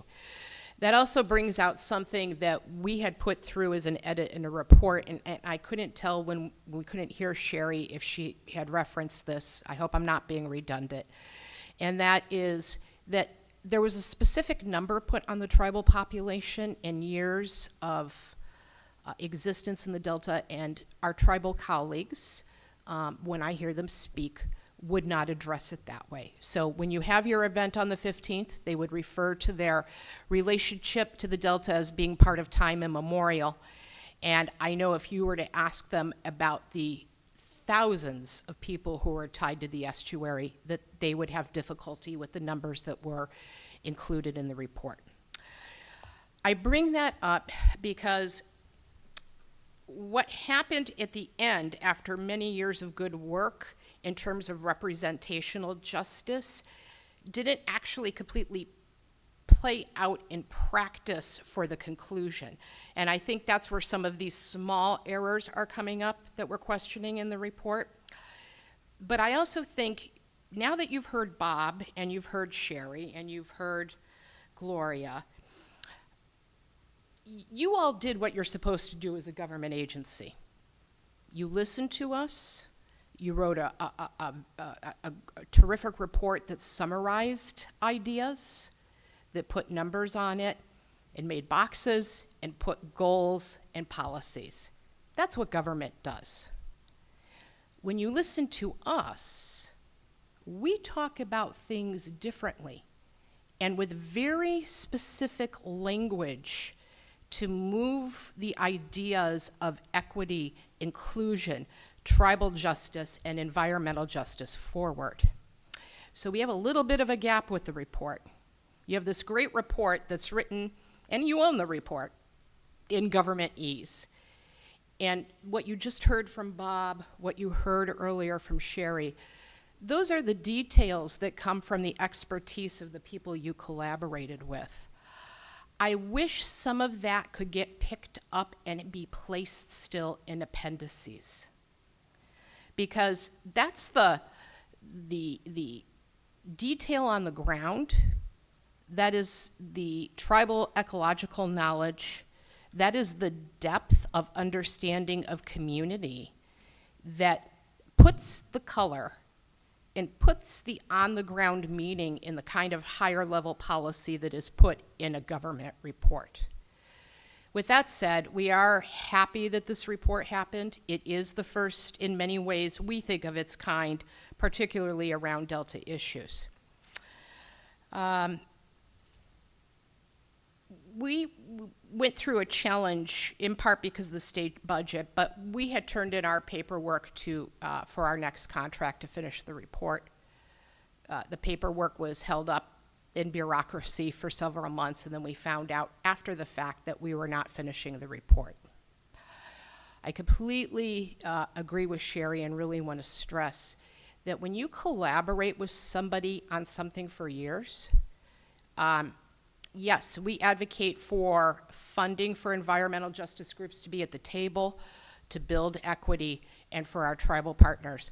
But this work for us is really centered in love of community and love of the place. And we really wanted the chance to be able to finish the work and finish the final recommendations. So we get the draft, and we don't see that level of specificity that I'm kind of talking needs to go into an appendices or even in the recommendations. And that's then where it feels unequal in representational justice for us and how it was implemented. I also think it was a calamity of errors, in all fairness. Part of this is tied to what's happening presently with the budget. We get it. But I would say be prepared. If you're going to work with people and you're going to incorporate their work, make sure you see it through to the end. Don't forget them in the process. And here's, I think, the last kind of piece that, and the reason why I put the quote up that we did, because there is a recommendation and there are questions through the report about should we be looking at environmental justice issues out of the Delta. I want to stress that nobody has ever really done a specific report on the Delta watersheds for tribes in the Delta before. And that's why it had to happen this way and in this order, because the government has to acknowledge and look at what are the conditions that are causing disparate impacts on a region that is a majority disadvantaged region and a majority region of people of color. When you go forward, because we stand in complete solidarity in the Delta, and particularly at Restore the Delta, but I know our DTEC partners do too, with the drinking water groups of the San Joaquin Valley and the disadvantaged communities in Southern California. When you go through to look at their EJ issues, that doesn't mean, which we see happen a lot in California state government, that the Delta issues and the tribal issues are forgotten. When you are thinking about the co-equal goals, you really have to, if you apply an environmental justice lens, prioritize taking care of the disparate impacts for the people who are impacted from where the resources are extracted, but at the same time making sure that the people who are going to receive the water that need it the most, people who don't have drinking water in Kern County and along through the San Joaquin Valley, are taken care of first, not powerful economic interests, if you are really going to push forward an inclusion and equity lens in how you manage things through the co-equal goals. And I would add to that, when we bring up our issues just for self-representation, we will get pushback from water contractors about, well, what about the disadvantaged communities of Los Angeles?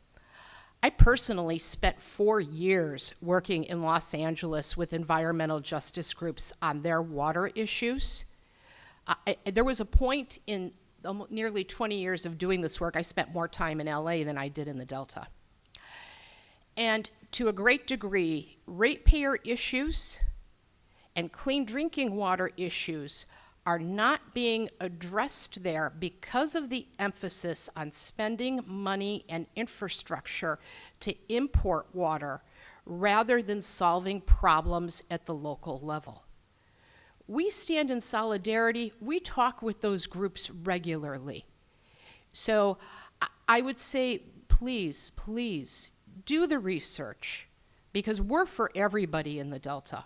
We want to see a sustainable water supply shared, but we have to have those who are on the footprint of everything that is proposed protected. And when you go forward with further research and looking at how water matches up with the co-equal goals that are your mandate, remember that includes reduced reliance on the Delta, and that you can't trade one EJ or tribal community for another.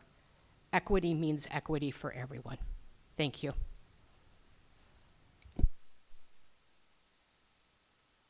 Great, thank you, Barbara, and thank you to all of our EJ expert group members who are here today. And I know if you're willing to stay up here a little bit longer, I don't know if any council members have questions or comments for the four of you. So. Yes, go ahead, Maria. I understand this distinction that you made about some of the tribes live there, some come back for their cultural. I understand that, but at the same time, I also understand that that climate change and all that impacts it, no matter if they live there or they come back. So if we do not peel the onion of who lives, who comes and goes, I mean, the flood is flood, even if you live there or you come there. So I think it's still essential to do that, because it's important to come up with some kind of understanding of how much of EJ is this and how much is something else for allocation of resources. So that's my point, and I'm thinking maybe you're suggesting maybe a little bit more work probably to peel that onion of who comes and who doesn't come, yes, but at the same time, that impact is an impact, no matter if they live there or not. I mean, that's the land where they... I think we're saying the same thing, because what I want to make sure is that you're not just counting population-wise, but you're remembering those who come back and utilize. Yeah. Yes. Councilmember Zingali. Thanks. Yeah, I just wanted to support the suggestion of getting more specific and appreciate the observation that even a great paper like this one can end up on a shelf absent that kind of connecting the dots or going to where the rubber hits the road. And I heard a couple from y'all, at least a couple of specific things like the need for warming centers, cooling centers, enforcement of the human right to water and sanitation. And I just would welcome any others now or through your ongoing input with the staff. But I think that is definitely worth considering, getting some of those into the recommendations or at least the appendices. Thanks. Thank you. Yes. As I stated earlier, I really appreciate all that have contributed to that, and that includes organizations that are represented today. I wanted to say that Sherry's comments related to meaningful consultations is really a very important point, because as I said, we don't want this to be put on a shelf or put in a drawer.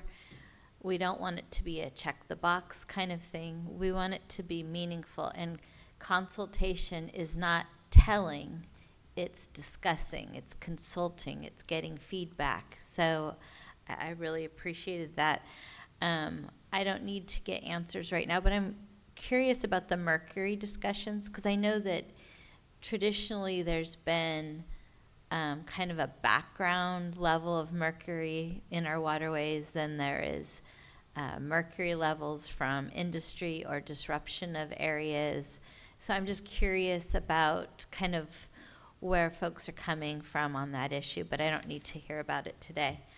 I like Gloria talking about the experience of even being new to this and getting to be a part of the discussion. But that kind of goes back to that whole point of, you know, getting to know who's at the table, knowing what resources you need, knowing what experts you need, knowing, you know, what questions to ask your community. So I appreciate that. Bob, I really appreciate the comments that you made. And yes, it's an environmental justice and a civil rights issue. And so you gave me a lot of things to think about. And the fact that 10% of our population is from the indigenous population was an interesting point. Barbara, I appreciate your positive comments. I will be bringing that supermarket for tribes with me. And the point that you made that excluded folks that are not accounted for, it's hard to even account for them because we don't even know where they're, you know, where they are and all of that. Specific language does matter. And I saw Amanda nodding and writing things down as far as the language and the request for more color or on-the-ground meaning to be included in the appendices. And, you know, the process is not perfect, and there's different pulls and pushes coming from different directions. But I think, again, kind of similar to my points earlier, this is indicative of an evolution. It used to be that things were just done and nobody even talked about it. Nobody really even thought about the consequences or who it impacted. And then we started leaning on science, and everybody had their scientist, and so then that didn't even agree. And we've kind of come to a place where we have the independent science board. We have kind of, we're getting on the same page, but that wasn't including the social sciences, and now that's kind of come in to, you know, be a part of this discussion. And as a result, environmental justice has been lifted up because it's been acknowledged as something that would help. So thank you for contributing. I believe I saw everybody back there with their notebook writing and so you are heard and you are appreciated, and I thank you for your comments. Thank you. Any other members? Dan, your hand is still up. Do you want to comment again, or? No, sorry, I Okay, hadn't no, taken it down. I just wanted to check.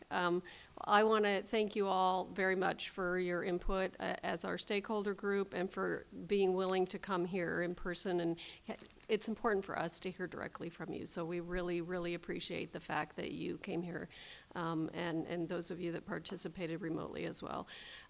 Just really thankful for the time that you've given to us and your thoughtfulness in what you're wanting to convey. And I think all of us took copious notes.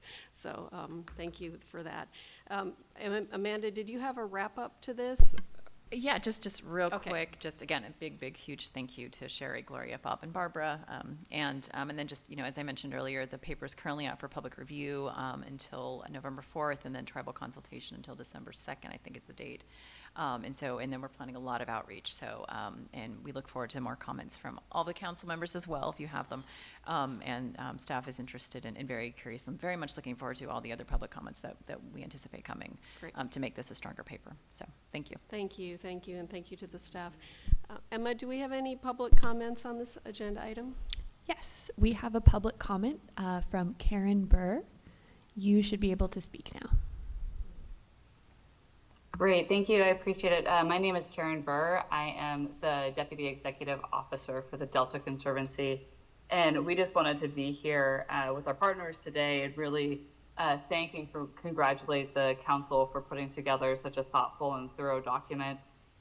We also, acknowledge that there's a long way to go still before this gets to final, but it's such a great and momentous just moment that this is coming out. And I also really appreciate the great conversation that's been happening today. I found it incredibly illuminating And really appreciate that the council is taking the time to go through this and to really address these concerns. And I want to especially just note that the work that the council is doing is really important for the council, but it's also important for all of the state agencies working in the area. We recognize that we need to address these past wrongs, and we are very much looking forward to working in partnership with the council to do that. And we appreciate them taking the lead on, kind of taking these first steps so that we can all work in partnership to address these concerns. So thank you for all the time today. I've learned a ton, and I'm also, really grateful for getting a chance to not only comment on the draft before it came out, but also being able to comment today for the board. Thank you. Any more comments, Emma? No, Madam Chair, there are not. All right. It is 11:15 right now. We're going to take a 10-minute comfort break, and we'll be back at 11:25. I'm gonna go get comfortable. Comfort break. I borrowed that line. It's a very nice line. That is courtesy of Maribel Batcher.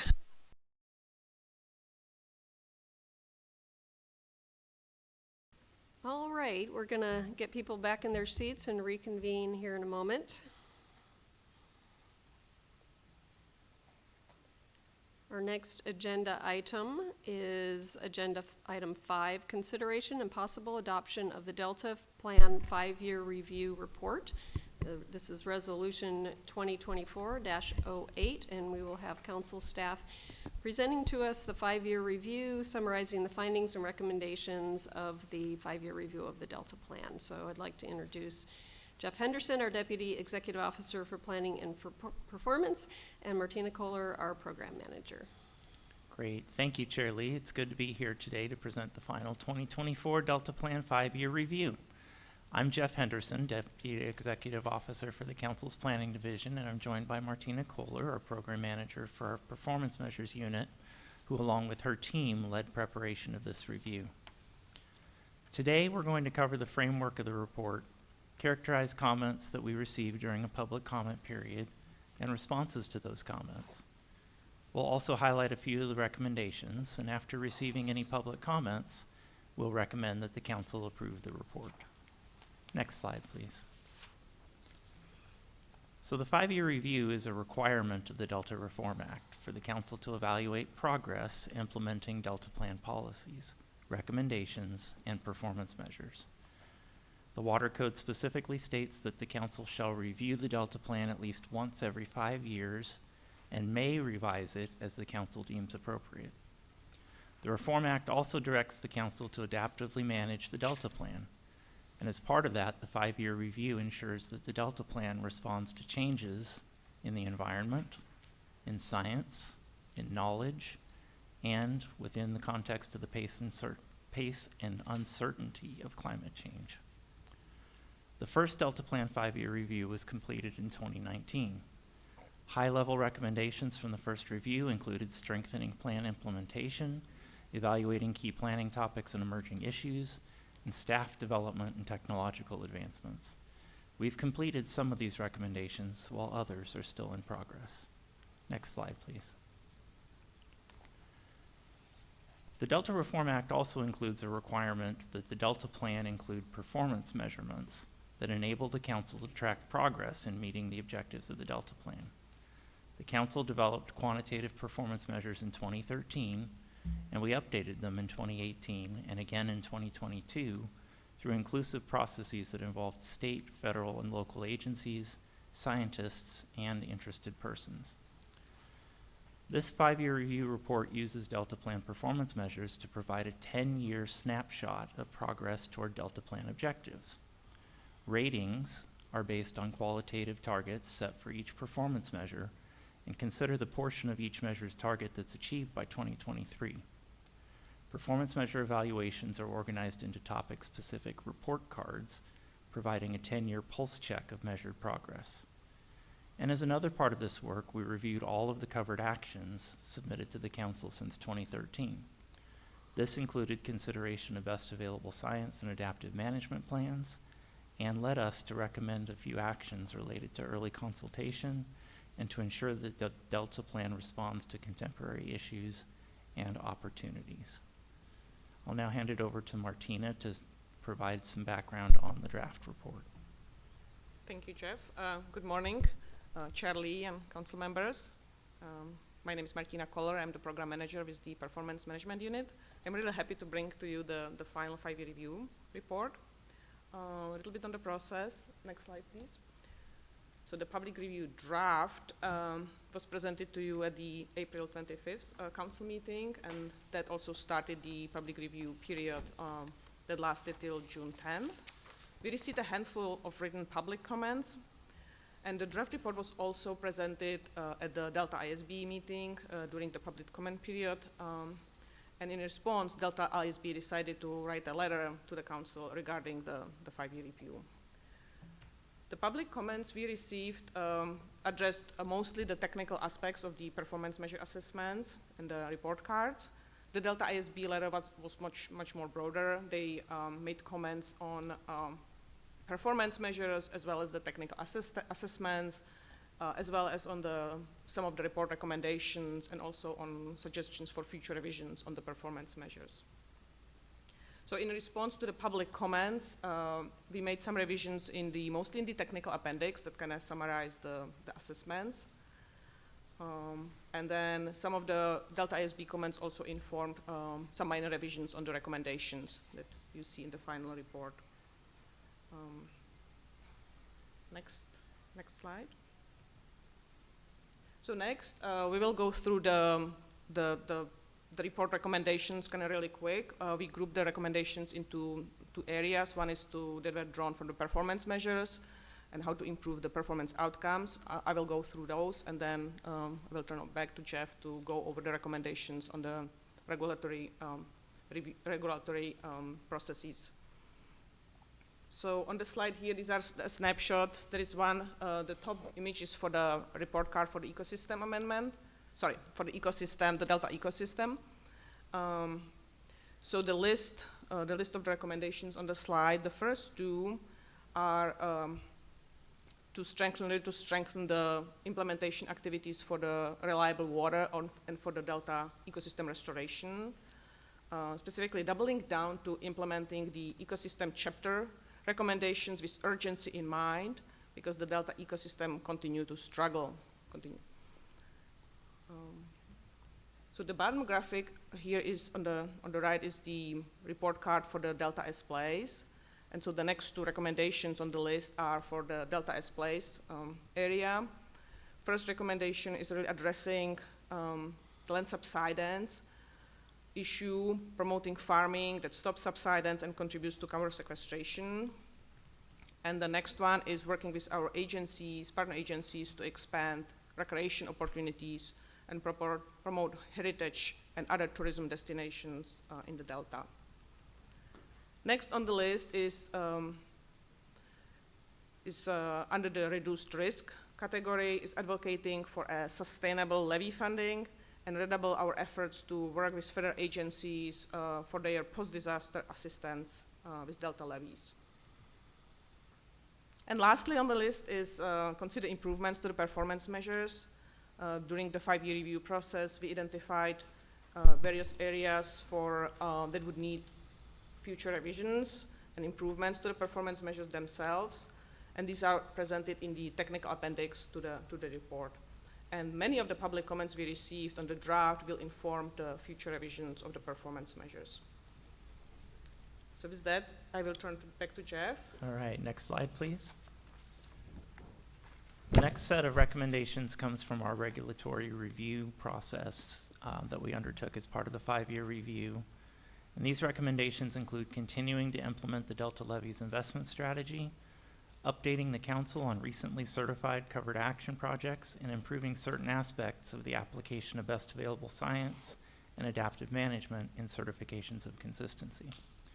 The report also recommends that the council identify frameworks to address new issues like carbon capture and sequestration and renewable energy, as well as to consider the Delta as an evolving place facing rapid change. Lastly, the report recommends that we implement new climate adaptation and tribal and environmental justice recommendations as directed by the council.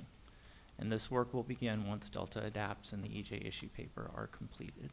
Next slide, please.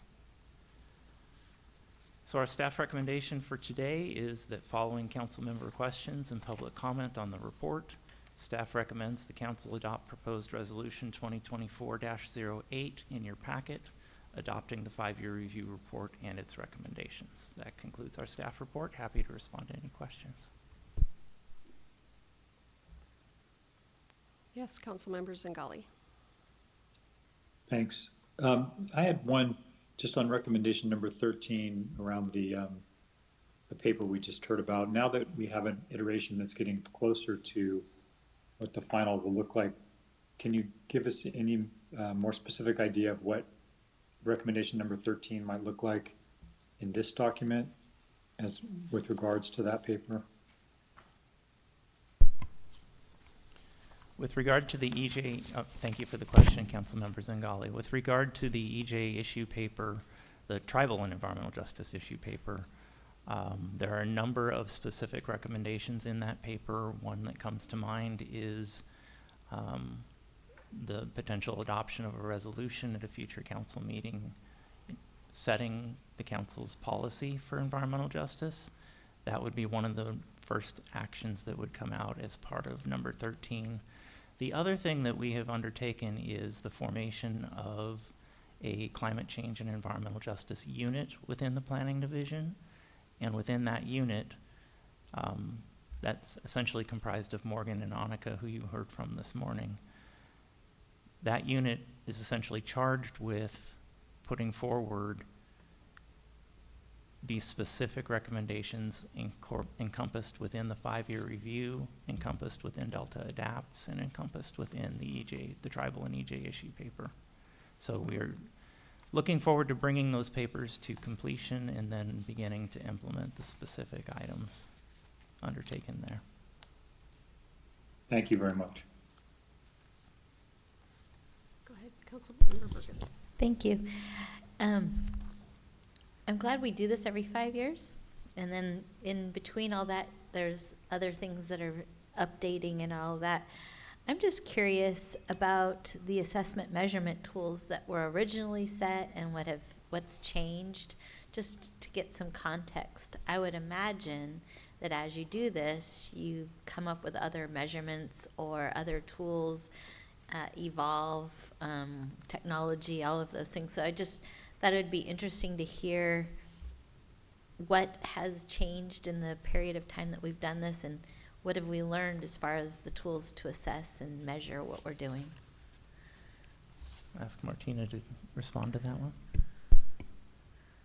Sure. I mean, I think there are kind of two parts of it. Like, first thing is that we would like some continuity in performance measures. So they are kind of like 10 years, but we do want to continue measuring what we said we want to measure. Right. But definitely you are right, like identifying new opportunities as far as technology, new monitoring programs that come on board that we could be utilizing. I think good examples are, for example, the remote sensing and satellite imagery.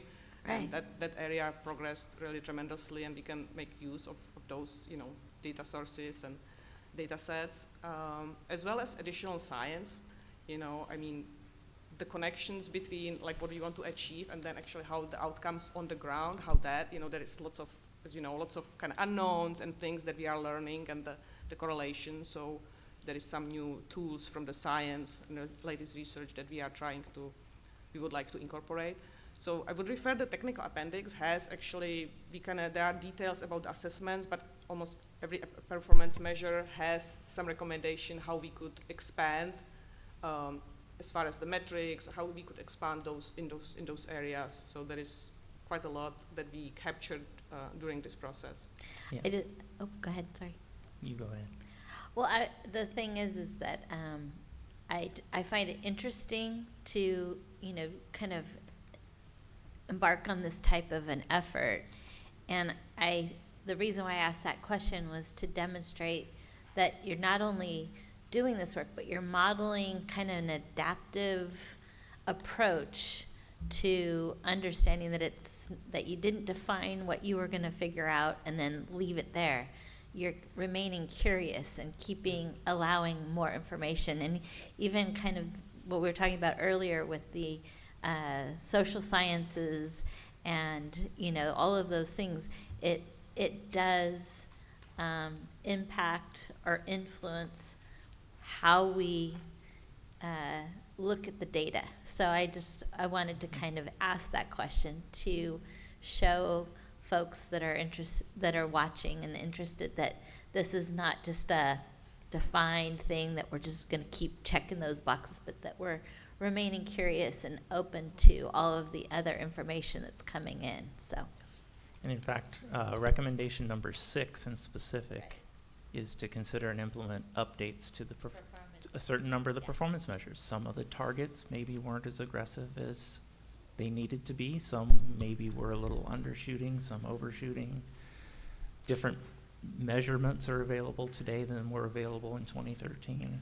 And so that technical appendix that Martina referred to includes a number of very specific evaluate whether a change to this measures target or metric or baseline or time frame makes sense based on what we've observed to this point. reminds me of Einstein's circle of no. The more you know, the more you don't know. And so the more we know, the more we understand that we need to understand other things. So good stuff. All right. Any other members? Go ahead, Maria. Yes, I have one.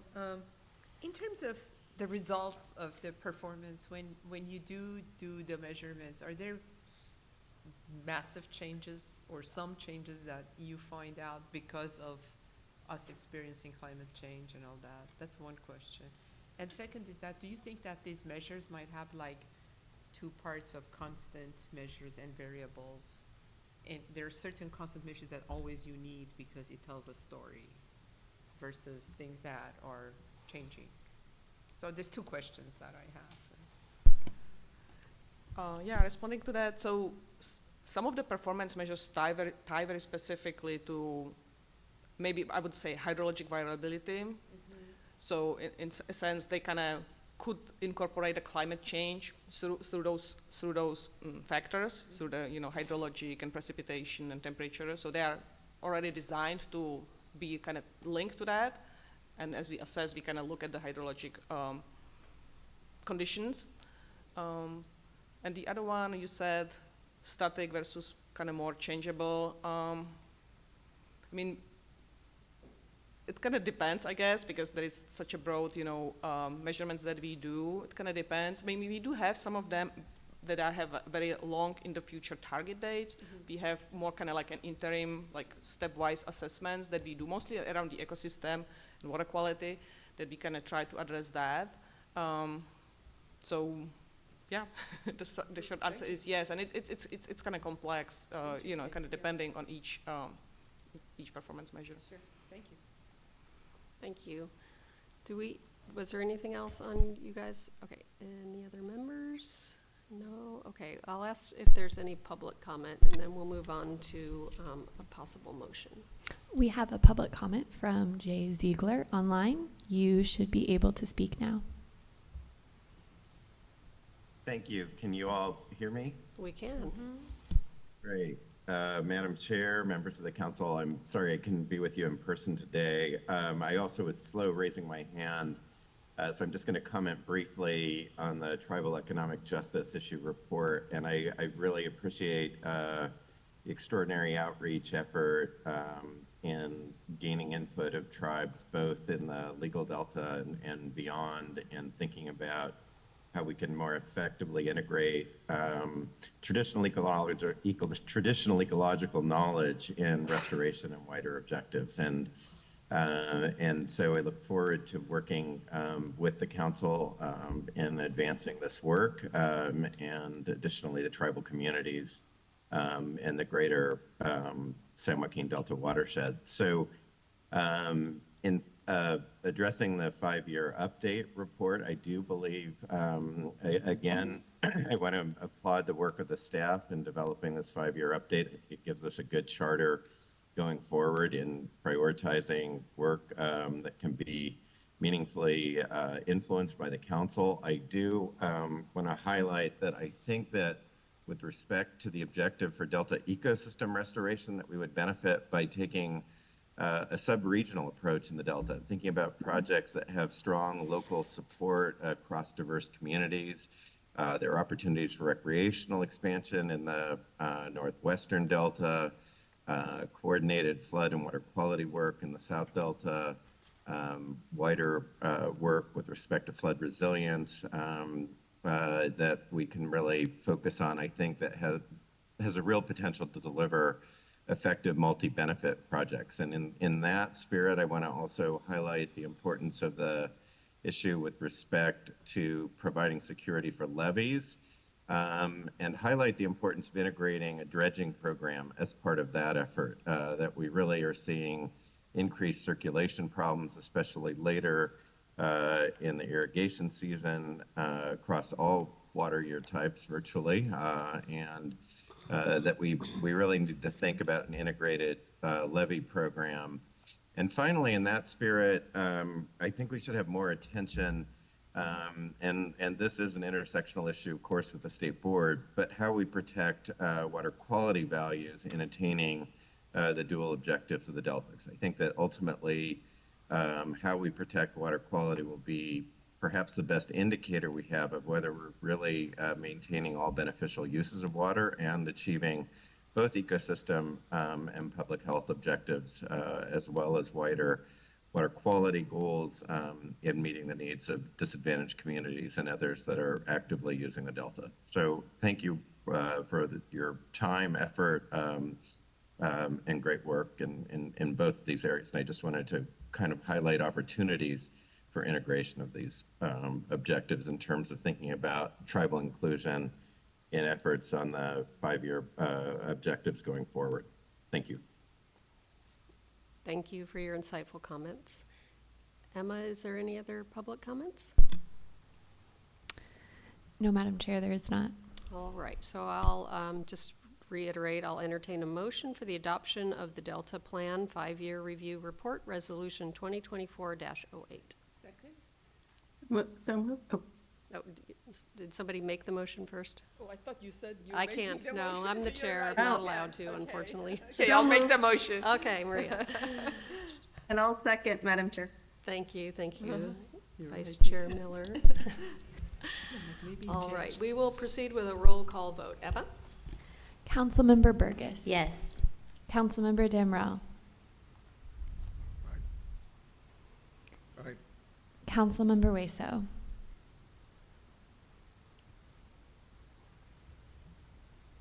Yes. Councilmember Moranian. Yes. Vice Chair Miller. Aye. Councilmember Zingali.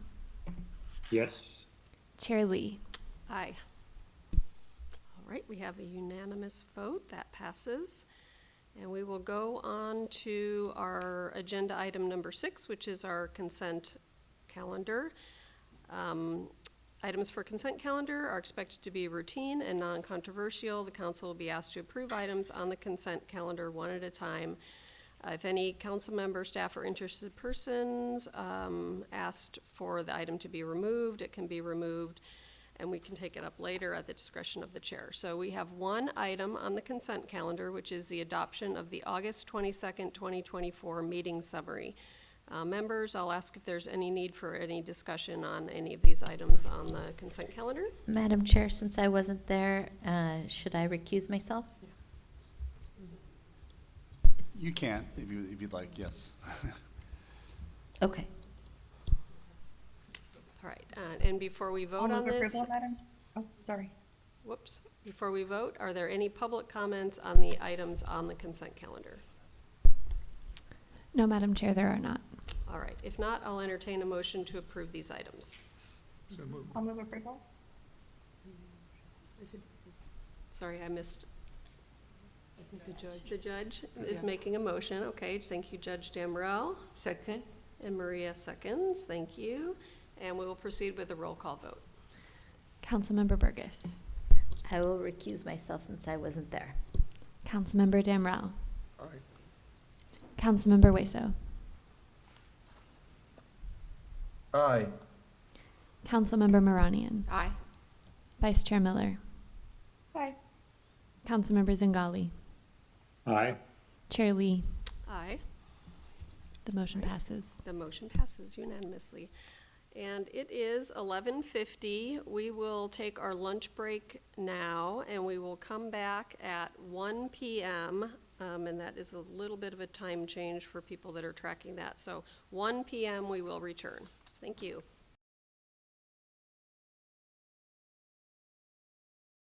Hi, welcome back. We're going to reconvene our Delta Stewardship Council meeting. It is 1:02. Our next agenda item is the chair's report. So just briefly, I'm going to do a little bit of a look ahead. October's shaping up to be quite a busy month. We've got the Bay Delta Conference, which is next week, and Dr. Lisa Marie Wyndham Myers is going to talk a little bit more about that. And we've got our DPIC meeting at the end of October. This is our autumn gathering, and we will be discussing levies and being on a bit of a field trip. Do any other members have any updates or anything for the chair report that they'd like to speak on? Nope. Okay. Are there any public comments on this item, Emma? No, Madam Chair, there are not. Can move on to agenda item number 8, the executive officer's report, and I will turn it over to Jessica Pearson. Okay, thank you, and good afternoon. Excited to be here in Stockton and a new venue for us, which has been great. I wanted to express my sincere appreciation for this morning's panel and our tribal communities and community-based organizations and the council staff for all their hard work on the issue paper draft, and we're excited that that's out for review. Looking forward to improvements and feedback. This month, I just wanted to highlight some really good news in the Delta. We saw the completion of the Delta's largest ever tidal wetland restoration project, the Lookout Slough project. This project plays a significant role in moving us towards the shared ecosystem and flood protection goals set forth in the Delta Plan. And on September 18th, I had the pleasure of joining our lead scientist and council staff and federal USGS Water Science Center staff at the levee breaching ceremony, which was pretty exciting. We got to see the excavator breach one of the levee breaches and see the beginning of the flood up of the habitat. And so we've got some pictures here on the screen from that outing. You can see the people on the land side who were gathered for the DWR ceremony, and then we were out in the research boat, and the very nimble and experienced excavator operator, also very patient. He'd been sitting there for hours, I think, waiting for the time to breach the levee. And what you're seeing only a portion of the levee that was breached, and it did take probably 30 minutes to even clear that small section. And then consider that there are like 8 more breaches that are about 10 times the size of what you see there, and you get to start to get a sense for the scale of this project, which is 3,400 acres of habitat for fish and other wildlife, and also increases up to a 100-year flood protection level for some of the surrounding communities. So projects of this scale are rare in the Delta, maybe a few times in a career, so definitely something to celebrate, and I was excited to be part of that. And then looking ahead, coming up this fall, we have our Delta Plan Interagency Implementation Committee Autumn Gathering, which we're going to hold at the Bogle Winery in Clarksburg, and that's on Monday, October 28th. That meeting is going to focus on Delta levees, challenges, and opportunities, and it will include hopefully a short walk of the levee surrounding Bogle, so a walk and talk component as well. So the public is invited to that. Look for more information on our website. We have not had any covered actions filed in the last 30 days, but we do include our list of active projects, which is in your packet and online for the public's review and tracking. In your packet, we also have one comment letter that we sent in late August to the Department of Water Resources. This is regarding their notice of preparation for an environmental impact report for the Tides End multi-benefit restoration project. This is in the downstream end of the Yolo bypass in Yolo County, and the goal of that project is to restore tidal marsh and associated floodplain habitat while also preserving and enhancing existing land uses as part of a voluntary agreement. That is part of what the State Water Board is considering. This project appears to meet the definition of a covered action, and so the council invited DWR to engage with council staff in early consultation prior to their submittal of a certification of consistency so that we can discuss project features and mitigation measures that would promote consistency with the Delta Plan. Also in your packet this month, we have our outreach highlights report. And one of the things I want to flag for you there, if you enjoy podcasts, as I do, and you want to learn more about harmful algal blooms, we have a California Sea Grant fellow, Dane Wicker, who is with the council right now, who interviewed subject matter experts on HABs and created what's the debut episode of our new podcast, The Delta Dispatch. So it's really well done and informative, and I highly recommend it. I think it's about 40 minutes long. We also, our Delta Science program worked with our communications team to promote new graphics for the Bay Delta Science Conference, which is coming up next week. And this is also for attendees and presenters to share on their social media platforms to promote the event and enhance engagement. They're a really great tool for the presenters to highlight their sessions, what they're going to talk about, and garner more interest. And now I'm going to hand it over to Brandon Chapin, our Legislative and Policy Advisor, to provide a little end of session wrap-up. Thanks, Jessica. And good morning, Chair and Council members. I'll start off by just referencing back to the discussion we had earlier about the Tribal and Environmental Justice issue paper and opportunities for the Council to get involved in various different EJ legislative priorities. This, I think, is the example of where it would come to you all throughout the year, working with the chair and you all to try to find where those opportunities might be as they arise in the legislative session and the cycle. So while I go through a few of these bills, I'll highlight some of those that, for example, EJ option or EJ bills that come up. If we can get the next slide, please. So first is AB 460 by Assemblymember Bauer Cahan. This has been a bill that's been going through the legislature for the last 2 years, focused on penalties for illegal diversions from water rights. This was signed by Governor Newsom earlier this month and sets various different fines and penalties that the State Water Board can assess on water rights abusers, either through not following through on an order or illegal diverting in general. Next slide, please. An example of one for of tribal and environmental justice implications is AB 1284 by Assemblymember Ramos. This authorizes the Secretary of Natural Resources to delegate or enter into co-governance or management agreements with federally recognized tribes for the purpose of shared responsibility and decision-making for resource management and conservation. This has been something really big with state parks in particular, as well as other opportunities. This has passed the legislature and is awaiting the governor's decision whether to sign or veto it by the end of the month. He has a deadline of September 30th to take action on any of these bills. Next slide, please. Next is AB 1581. This is kind of going into streamlining some of the permitting processes for the Department of Fish and Wildlife. And so it's known as the Restoration Management Permit Act and authorizes the department to issue restoration management purposes for the authorization of take, possession, import or export of species and really streamlines their process. This one also is awaiting signature or veto from the governor by the end of the month. Next slide, please. AB 1992 by Assemblymember Berner. It deals with blue carbon and teal carbon sequestration projects. This is something that was of particular interest to lead scientist Wyndham Myers. This would have authorized the Secretary of Natural Resources to move forward on blue carbon demonstration projects in the ocean, as well as teal carbon demonstration projects that are in freshwater areas. And actually, I might put Dr. Wyndham Myers on the spot really quick if you want to give a quick explainer of what blue and teal carbon might be. Sorry, I should have given you a warning.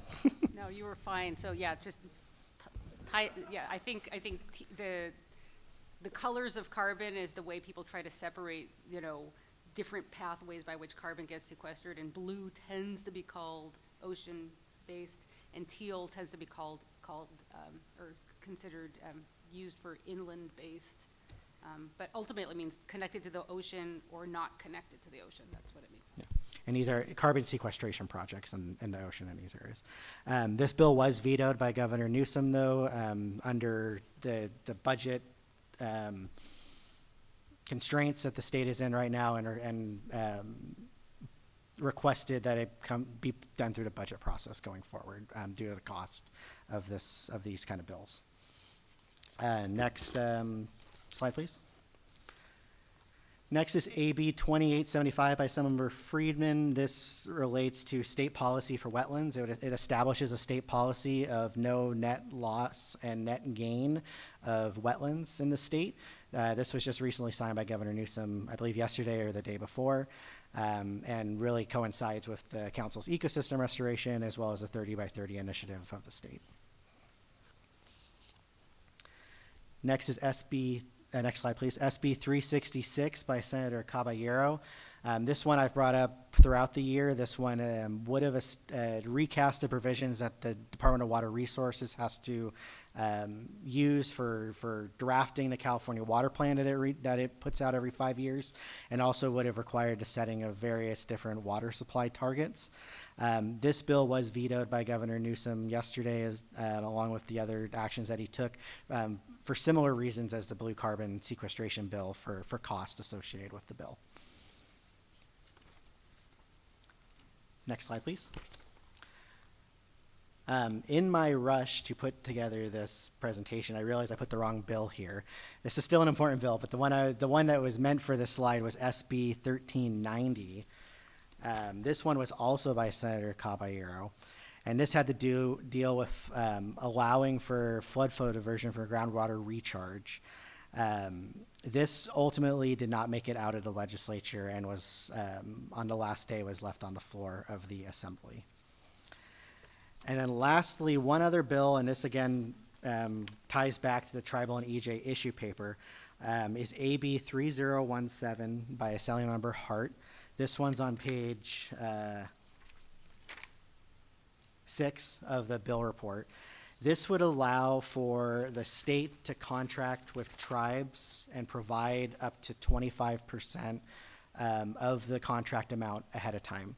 So this is one of the examples of something that I think is identified in the tribal and EJ issue paper of constraints that state contracting can often impose on tribes. So this is trying to address that. And this one also is still awaiting a decision by the governor and on the governor's desk. Yeah. Brandon, when you talk about urban retail water suppliers, does that include wastewater treatment retailers? You're referencing 1390? 1330? 1330.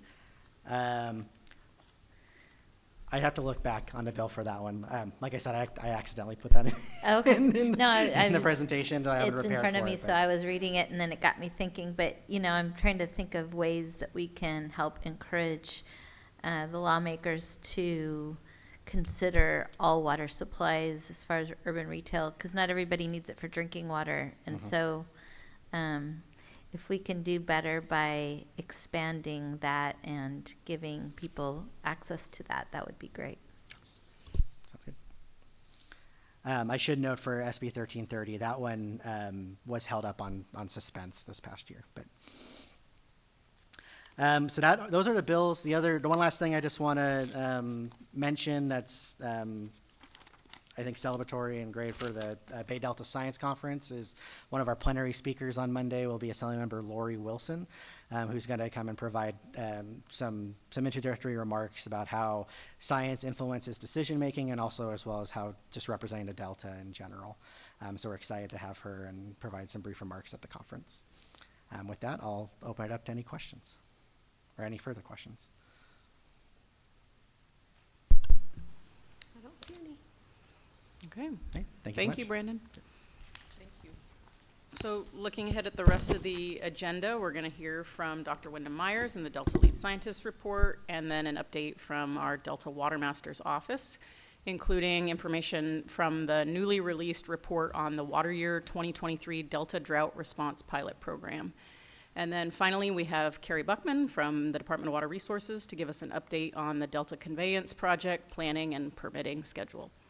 And with that, I conclude my executive officer's report. Thank you. Thank you. Any members have any questions for Jessica? No? Do we have any public comments? Yes, Madam Chair, we have an online public comment from OSHA Meserve. You should be able to speak now. Good afternoon. Can you hear me all right? We can hear you. Oh, great. Thank you. OSHA Meserve for local agencies of the North Delta. I just wanted to comment briefly on the Lookout Slough project that the executive director mentioned.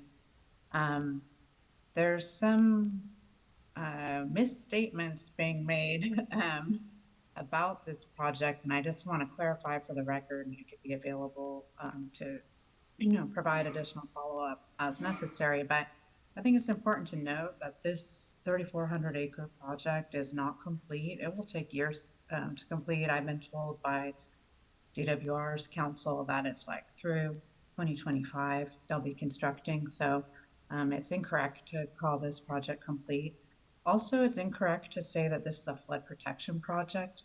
What this project did is it set back an existing levee, so it maintained the flood protection level for the area. It doesn't really increase flood protection, and that was one of the reasons that local agencies and Central Delta Water Agency, among others, objected to the provision of Prop 1 flood money for this project, because it's primarily a restoration project meant to meet state and federal water project obligations under their biological opinion. There's specific information around the flood protection, but the most it increases protection is 0.5 inch in the northeastern corner of the site. So it's really not a flood protection project. It's good. It didn't make flood protection worse, but it doesn't make it better either.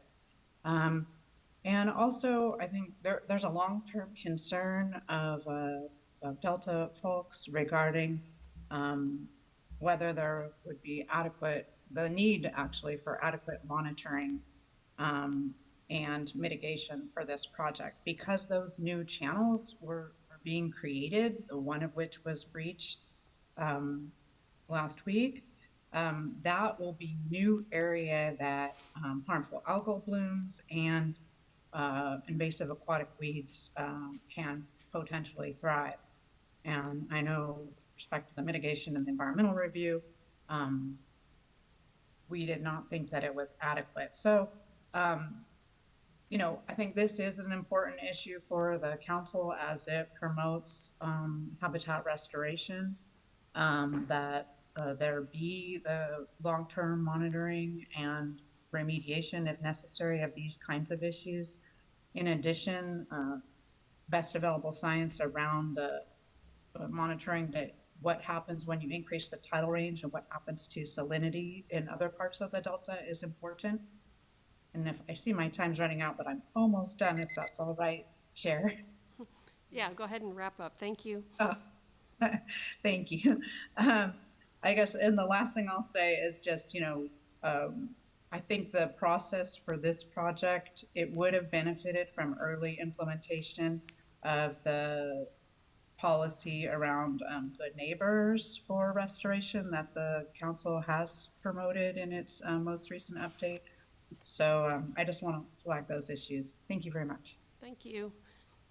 Emma, were there any other public comments? No, Madam Chair, there are not. Alrighty. We will move on to agenda item number 9, our lead scientist report, and I will turn it over to Dr. Lisa Marie Wyndham Myers.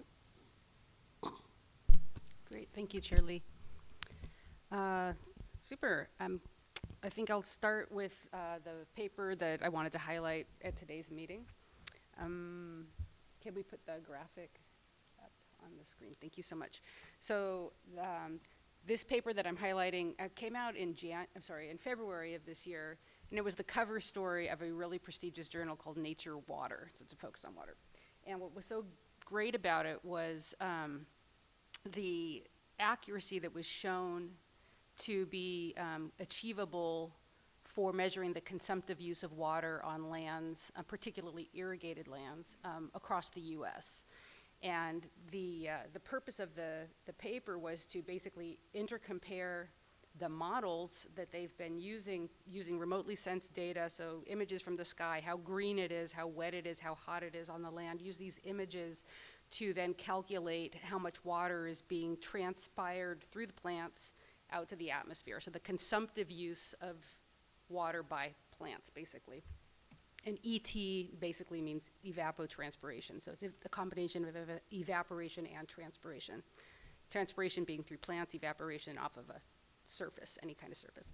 So anyway, what's so wonderful about the paper was how it showed through 45 years of data going back in time, validation data, and imagery going back in time, and 161 sites in the end were used across the country, and they were able to get 90% accuracy within 90% of what you would expect. And the beauty of it was both super precise, meaning if a value was calculated, it was within 10% error of being accurate, which is about as good as you can possibly do. Sorry, that's for precision. And then accuracy means that it wasn't biased. So when it gives you a number, it's really that number. It's not biased high, it's not biased low. So the paper was incredibly rigorous. The tool, OpenET, did so well in the West, in particular, because we don't have as many clouds as the eastern US. So it worked okay in the eastern US, but it worked really good in the West, and particularly in California, and particularly in the Delta. So it's a tool that just, should be more widely adopted now. The places where it didn't do well, so it did well against all the crops, row crops, orchards, vineyards, did fantastic. Didn't do that great in natural lands, so open water, aquatic systems like wetlands, some forests. It was good, let's say maybe 60%, 80% accuracy, but it biased a little high. It wasn't perfect, but that's where now the next generation of tests will be done, is on sort of zeroing in on those unique ecosystems that need a little bit more attention. But for irrigated agriculture, was just absolutely amazing. So it's a tool that I really highly suggest that we adopt to help with things like water conservation, to let farmers can use it to understand how shifts that they've made in drip irrigation or shifts in crops have changed their water usage. These are lands that aren't metered, so it's really hard to get a number for how much water is being used, and this tool is incredibly accurate. So, trying to understand the gist of it is that, so if the irrigation happens on the land that is not farmed, after some certain point there's no impact. Is that what? Tell me what the conclusion was of the study. One more time, please. Yeah, the conclusion is that this tool, using this remotely sensed data from satellites, particularly like Landsat and Sentinel, optical satellites, using the information from that into a series of models, they then have an ensemble model, which is like takes all 6 of them and makes the best story. That is so accurate that you almost don't need meters or to measure siphoned off water on these lands, because you can measure the amount of water used directly using satellites. So you get like a super accurate number. Okay, I got it. And then it doesn't, so there's nothing about, for some reason I was confused, farmed land versus non-farmed. There's nothing there. It's only for farmed land. Right? It works great for farmed land. Got it. Okay, thank you. Not as good. It's still good in natural lands, but it's less good. It's particularly good in farmed lands. Thank you. Yeah. Yeah, and so. Councilmember Burgess has another Oh, question. yes, yes. So this brings up something that I heard in a presentation recently that I'm curious about. I'm not saying is true or not true because I don't have enough information, but in this conversation, when you're talking about using it for ag versus restoration and how useful it is, somebody said that the amount of water used for ag is minimal comparatively to what the amount of water people need for restoration. And that there's a significant amount of water needed for restoration in the Delta versus for ag. Is that true? And if this isn't the time, maybe you could come back later, but these tools would probably be what would be used to help determine that. Yeah, and thank you for pointing that out. Different crops use different amounts. I mean, two that are particularly high are like corn and walnuts happen to just have high water use. But in general, there is a high use in wetlands, yes, because there's a high leaf area. Just think about all those green surfaces. But it's not, I think the math really has to be done on when the water is being used. And if it's at the peak of the growing season, which is actually when this tool works best, the amounts can be very similar between crops, and then crops have a shorter life on land, you know, they get harvested, and so there's no more water use, whereas the wetland keeps using it, but maybe it's using it through a time where there's more water available. So I think the whole thought process by how we assess how much water is being used should be taken into account the delivery or the availability of water on the landscape. So it's possible I could give you some numbers, but they're all sort of loose.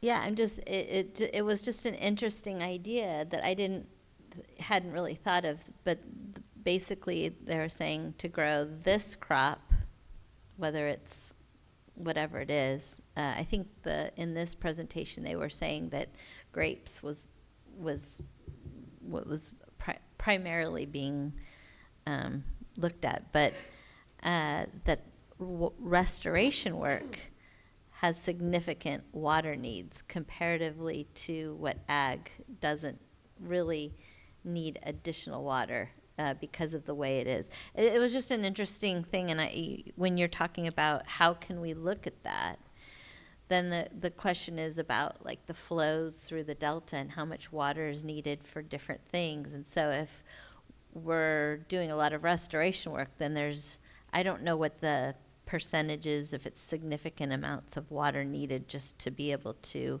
do those things. But I'm glad we have tools that are getting more accurate so that we can be aware of what we're doing. Thank you. Thank you. Yeah, a plus side I have to throw out too, though, is, I mean, some people call this like plants sweating. It's one way that the atmosphere cools by having evapotranspiration. So it's there's actually can sometimes be a climate benefit to having evaporation. It's a use of water, but anyway. So yeah, I think another thing to just plug is that through an agreement that the Department of Water Resources and the State Water Board have instituted, people are getting trained up on using this tool, and that includes folks in the planning division of the Delta Stewardship Council, and they're going to try to start using it to quantify daily, monthly, and annual ET across different land use types, getting at the question you're asking, Councilmember Burgess. And you know, it might become a performance measure at some point because it's something that's at that level of accuracy, so it's pretty cool. And I think you might hear more about this from the Delta Water Master in the next presentation. So let me move forward then with the different activities going on. All right. So the Delta Research Awards have now, we've received all of the applications for this, and we've gotten 66 applications. A total of $6 million will be granted.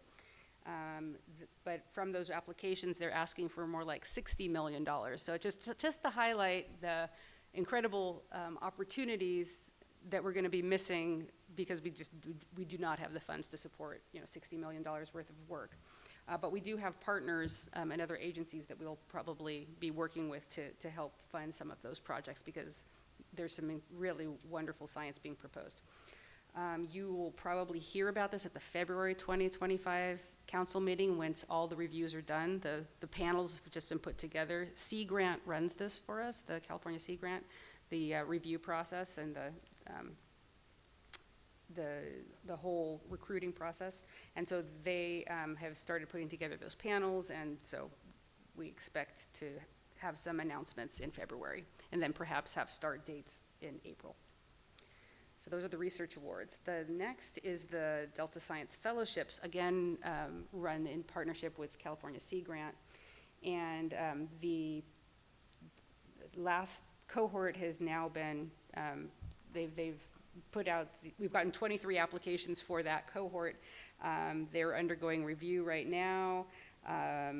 Again, the breadth of topics is everything, across the science spectrum, including social science, and the 23 applications are being reviewed.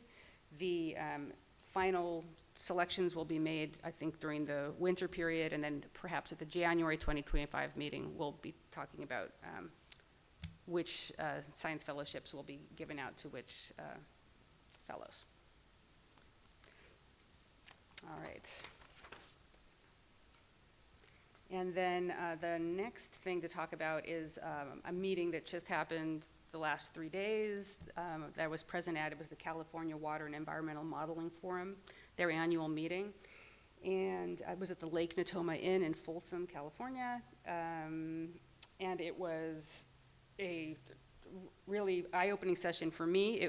Eye-opening meeting for me. It was the 30th anniversary of this modeling forum that tries to look at water and environmental issues across the state of California, and they've been calling for integrated modeling for 30 years. This is a team of people that really want to work together across different agencies, broad agency and different science entities entities present from federal to private entities and so on. It was just a great session. And we actually, at the very last day, at the very last session, had a session that we called The Collaboratory Starts Now. And we basically invited everyone in the room to put their feedback in and how we are starting to move forward on facilitating a collaborative effort across multiple agencies with a goal of starting with use cases, starting with an actionable question that needs to be addressed and bringing together teams to start addressing those questions. So in our session, which was organized by Maggie Christman and Ben Geske and myself, and Denise Columbano also joined in for this.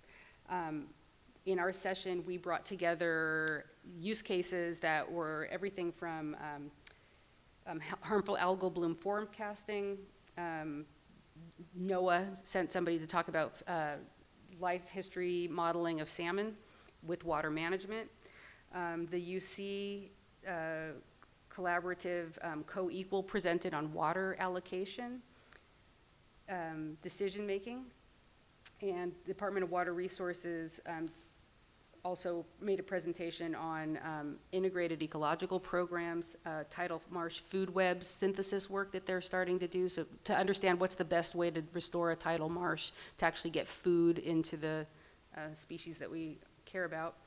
And then the USGS had a talk about their integrated modeling framework called Cascade, which is computational assessments of scenarios of change in the Delta ecosystem. And it's everything from climate drivers through the entire food web and all the water supplies, all the way down to, for example, clams. I mean, it's just the full spectrum. So anyway, those were the talks. Great feedback, wonderful session. I know that we'll be involved with QEMF moving forward because we were suggested to be the plenary speakers next year. So I think we will stay connected with QEMF and start moving forwards on those work groups. So that was a great last couple days for me. Okay, on our radar coming up, Chair Lee mentioned the Bay Delta Science Conference. It is, in fact, next week, downtown Sacramento. We have, the latest I heard was about 800 registrations, but it may have updated since, because I haven't heard for about a week. And the focuses at the meeting are, I've been through them before, but it's, again, the full suite of science that is being done in the Delta, and the Bay Delta in general, the entire estuary, but a focus on the Delta in particular. We have multiple fellows from the previous research awards, so 2022 research awards. We have the science awards that we've given out. For example, the Delta Research Awards that we gave out in 2022, most of them are being presented at the meeting. So that includes, for example, work on reorienting to recovery for salmon. It includes the Phragmites control questions and the social aspects of how people control this invasive plant on their lands. There's a session on that. There's a large tribal knowledge component across the days. In particular, on day 2, there's a training on how to, and this, I think this topic came up earlier, how to use tribal knowledge in a fair way, and with honoring the sovereignty of and the ownership of that data. That's on day 2, and then on day 3, there's another session on tribal perspectives on restoring salmon to the watersheds, in particular the McCloud River. So I want to highlight those, considering we just had the EJ presentation, tribal and EJ. And day 1 is, again, a lot of awards giving out. The plenary sessions are amazing, so I will just highlight that we have Don Hankins from Chico State. We have Diana Almendries talking about fire in the restoration of ecosystem properties, and then we have in water quality. And then we also have Karen Morrison talking about pesticide regulation and how that's been improved and where the challenges are. So the breadth of topics is all available online. I highly recommend attending all 3 days, but in particular, I've only shared with you some of the highlights that might be of interest to you, but glad to talk about any more, including harmful algal blooms has a bunch of sessions, and fisheries has a lot of sessions as well. Okay, and then the last thing to plug is a Zoom lunchtime call coming up on October 8th. That's going to be an informational webinar on how to use the Delta Science Tracker, what to use from there, why use it, a lot of the background of why we have a science tracker and what you can do with it. So if you're interested, just generally interested in better access to the work being done in the Delta from a scientific perspective, so research insights, tracking funding and expenditures for these different projects, and just basically making these connections with other science groups you may not be familiar with. The Science Tracker provides an entree for the whole community to become more connected. So again, the link is in here if you want to join that Zoom call. And that's on October 8th, so about 2 weeks. And that's the only updates I have besides by the numbers.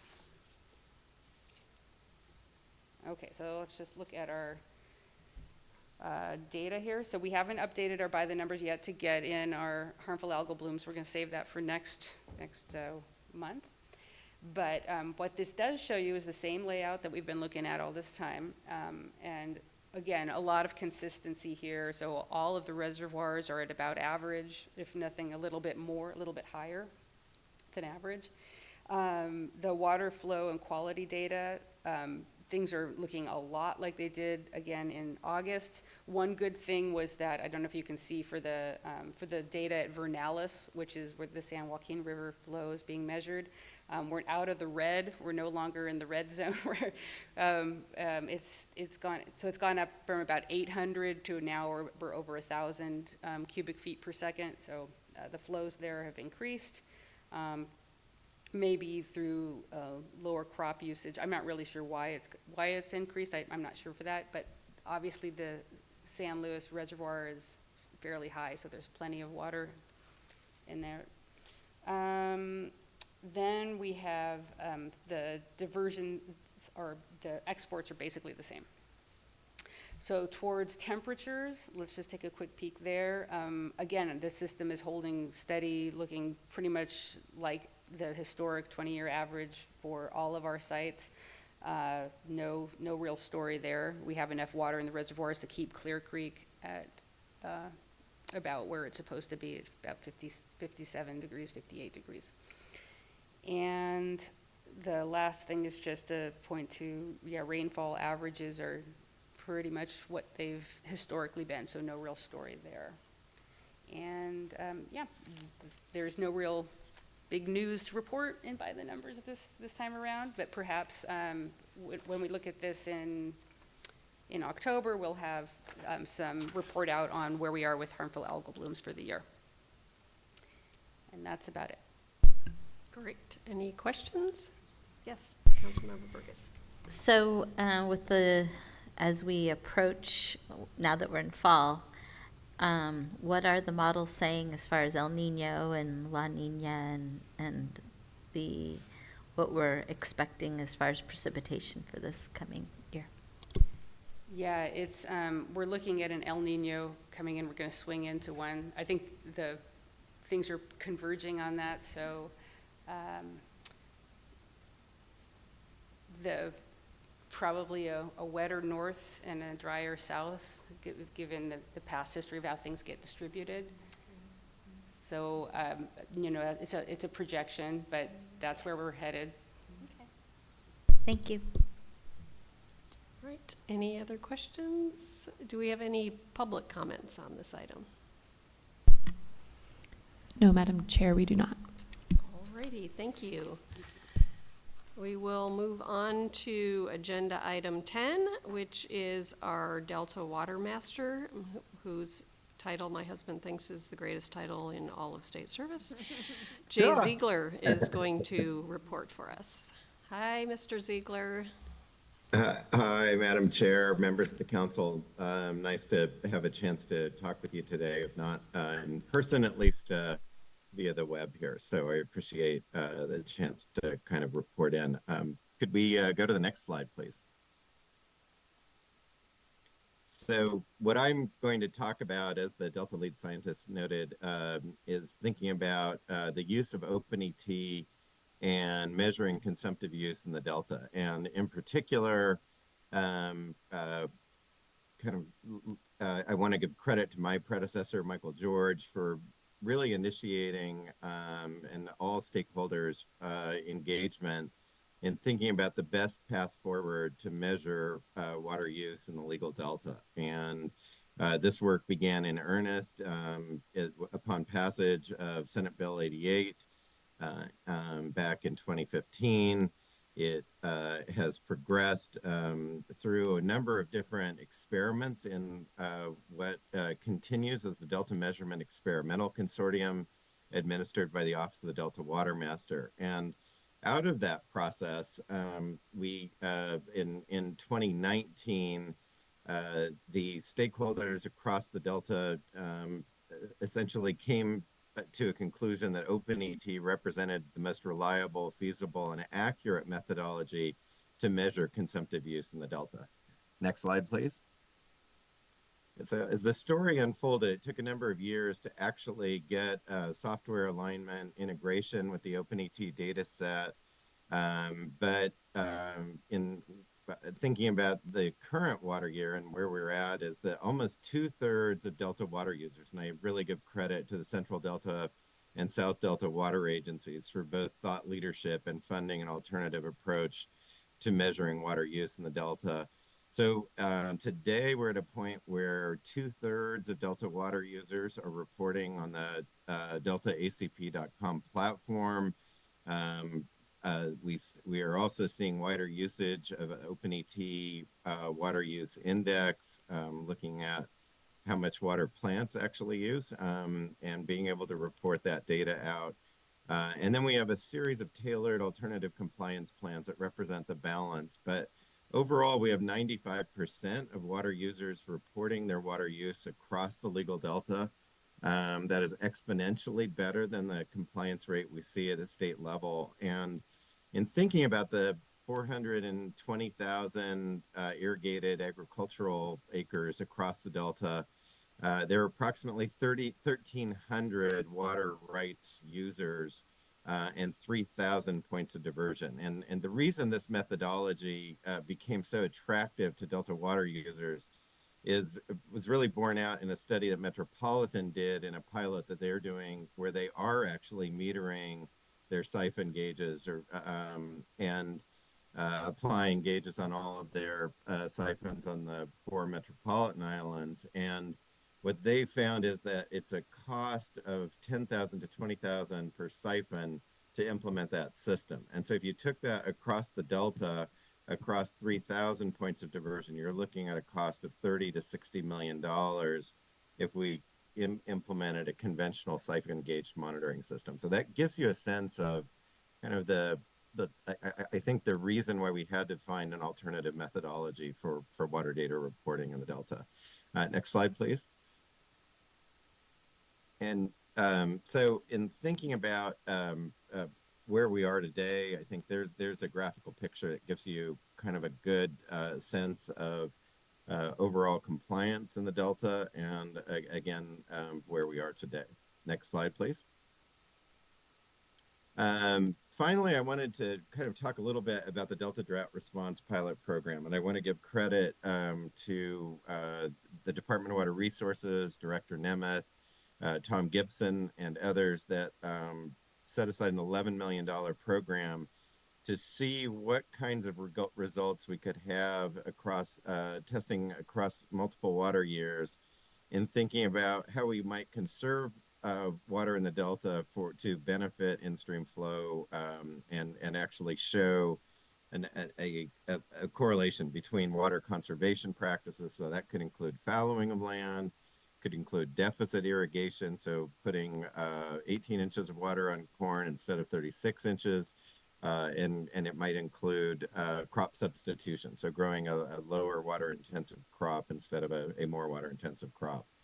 And so what we found based again on the ability to use the OpenET platform to uniformly index water use across the Delta was really quite encouraging. So in the water year 23, there were 109 bids received for water conservation programs across the legal Delta. 61 unique projects were selected, involving almost 40 farmers across more than 10,000 acres. So it was a really great sampling of different practices and across the geography holistically in the Delta. Next slide, please. And so with this in mind, there are multiple objectives beyond water savings and in-stream benefit, which also include water quality, and habitat benefits, which the Nature Conservancy has been deeply involved in, and an assessment of soil health impacts as well. Next slide, please. And then what we learned. So across all of these experiments, what we really found is that the level of practices did not produce anticipated savings with respect to in-delta conservation. So in some, a direct reduction in applied water in the Delta does not correlate to in-stream flow benefit. And so what we did find is that the upland areas in the Delta show greater potential. It's in part the higher elevation means a lower reliance on the high water table, which is replete across the deeply subsided lands, which represent about a third of the farmed acreage in the Delta. But overall, what the results told us was that while these practices might not be beneficial for in-stream flow benefits directly in the legal delta, they may have significant benefit if applied immediately upstream in the delta. So that's an area where we're continuing to do work. And as the Delta Science Program Director noted, we're also looking at refinement of the open water ET budget in relation to Supervisor Burgess's question about looking at comparative levels for restoration and how much ET we're actually seeing on those lands as compared to cultivated agriculture. Next slide, please. So in sum, this was really an amazing partnership. It rode on the backs of really the Delta farmers, Delta water agencies, tremendous work by Rachel Lane, Rachel Wadsworth, and Campbell Ingram at the Delta Conservancy, a kind of cross-analysis of the ET data and methodology in my office, and again, a focus from the Nature Conservancy's perspective on how to continue to budget water for habitat values in the Delta, even amid drought years. So next slide, please. So with that, I just want to say that, again, a big thank you to the Department of Water Resources for setting aside budget resources for the 22 and 23 water years to really look at what conservation practices in the Delta might mean for beneficial in-stream flow effects, and through the work of the Delta Measurement Experimental Consortium, my office is continuing to look at a number of aspects and thinking about the alignment of specific irrigation practices at different elevations across different crop types, and a comparison of the open water and habitat restoration values that we see in open ET. And the reason this is so important, and again, the Delta lead scientist alluded to this, is that we really need to look at multiple data indices to better understand consumptive use dynamics, not just in the legal delta, but really in the entire watershed. And then to look more deeply at both groundwater and surface water budgets together and what they're telling us about water use, what they're telling us about what higher temperatures mean for evaporation, that is water just disappearing in the atmosphere that we used to count on showing up in stream flow. And so putting these tools together, we're really excited about, one, the adoption across the Delta in getting to a comfort level of using OpenET to really provide a common baseline so that we can all better understand actual consumptive use in the Delta. And the Delta Drought Response Pilot Program was a great series of experiments to look at both a really dry year in 22 and a really wet year, and what those different years can tell us about the need to really think holistically about water use and conservation practices, not just in the Delta, but again, immediately upstream of the Delta, and where we can actually achieve, where conservation benefit can more directly correlate with in-stream flow benefit. So thank you for your time, and appreciate any questions you may have. Thank you very much. That was very interesting. Do any of our council members have any questions for Mr. Ziegler? No? All right. Thank you very much. Again, we will move on to agenda item. Madam Chair. Oh, sorry. I got through almost the whole meeting remembering. So close. Okay. Are there any public comments on this item? No, Madam Chair, there are not. Okay. Thank you. All right. Agenda item 11 is the California Department of Water Resources Delta Conveyance Update, and we will welcome Carrie Buckman from the Environmental Program area at DWR. Thank you, Carrie, for being here.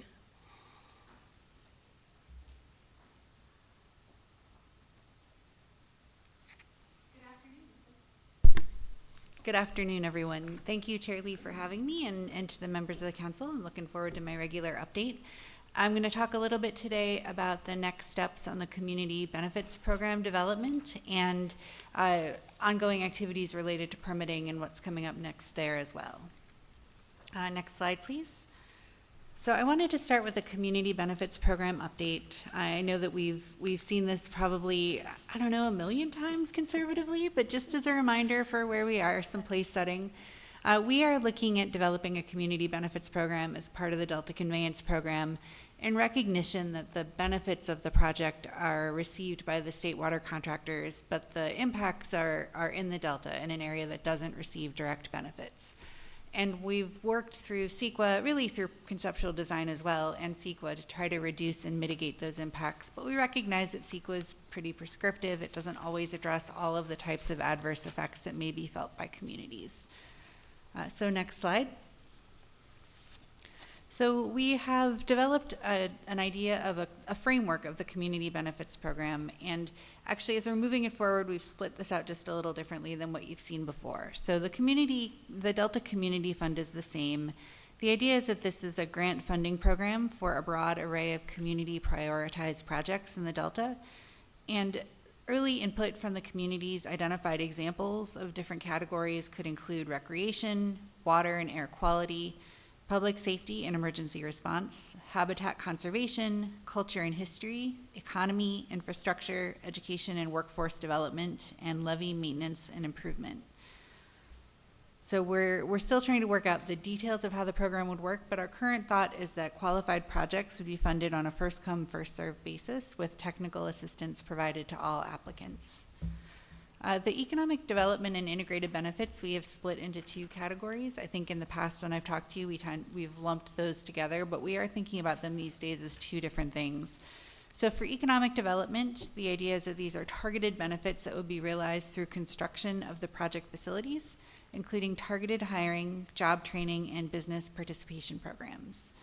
So as we're looking at the budget for the community benefit program, the part of that activity that would hit the budget as part of the community benefits program would be the expenses like staffing to administer the program and monitor the progress towards the targets. The labor itself is part of the construction budget, so that kind of labor doesn't directly hit the community benefits program. And then the last category on here is integrated benefits. And the idea here is that we may have what we sometimes call leave behinds, where we modify or change some of the temporary infrastructure so that it can benefit the community after construction. It could be things like we have a park and ride that we're constructing. If the community wants it after construction, we could update it, modify it, and turn it over to the local entity instead of removing it, which is our current plan. So the cost of this is how it sort of accrues to the community benefit program is the increment. So the cost to design and construct the facility to begin with is part of the project facility, but the increment that's associated with the leave behind would be considered to be part of the community benefits program. We're also working on community benefit agreements with specific local entities, and that's an agreement that is really specific to the entity to think about what could be achieved. It could include a combination of all 3 items, but it's really trying to focus and help develop ideas with a specific local entity. Next slide, please. So our next step here is that we've developed an initial idea of an implementation plan. And so this implementation plan has information about how to structure the 3 components of the community benefit program. It has ideas about scheduling of grant solicitation periods, identification of integrated benefits, and development of community benefit agreements. And it has ideas of how we could screen and score grant proposals for eligibility and prioritization. And I really want to flag here, the most important part of this is that it's just an idea. We asked a lot of questions when we reached out to communities, and it's pretty hard if we're saying things like, how should we score these grants? They're like, we're not sure. Like, it's hard to do that. It's hard to come up with something out of thin air. So what we're hoping is that by having this initial draft to react to and respond to, it will be a starting point for development. In no way are we committed to this at all. It's just an idea for response and development. Next slide, please. So this looks at where we're going from here with the community benefit program development. And I'd say there are sort of 3 key time periods to think about. So one is from now until when construction begins. And during that time, we're working on developing the draft and final implementation plan. We're working to identify integrated benefits. Many of those things would need to be included as part of the original construction packages. So we want to make sure that we have those developed before construction begins. We're also working to develop community benefit agreements and working on our final permits and approval. So when construction begins, it will begin on some components, but we're not going to have all construction begin at the same time. So construction will start with early works like bringing power and road work, and those things will start while the final designs are being done for other facilities. So there's sort of this interim phase where some construction is beginning, but there's still also quite a bit of design work going on some of the larger facilities. So during that time, we will be starting grant distribution. We're also working to continue to identify integrated benefits and then implement those that have come up, monitoring and oversight of economic development, and then also continuing to develop and implement community benefits agreements. So once the designs are complete and everything is in construction, we're kind of limited on our ability to continue to develop some of these ideas. At that point, it will be hard to continue to develop integrated benefits. So we shift into things like we're just going to be distributing grants, implementing the integrated benefits, and then monitoring and oversight economic development. We would no longer be looking to develop a community benefits agreement. We would have shifted into implementation of those agreements. Next slide, please. So for timing, we are planning to publish this draft implementation plan this fall, probably around mid-October, but the timing is still under discussion. We are going to solicit feedback online through a digital feedback form through early 2025.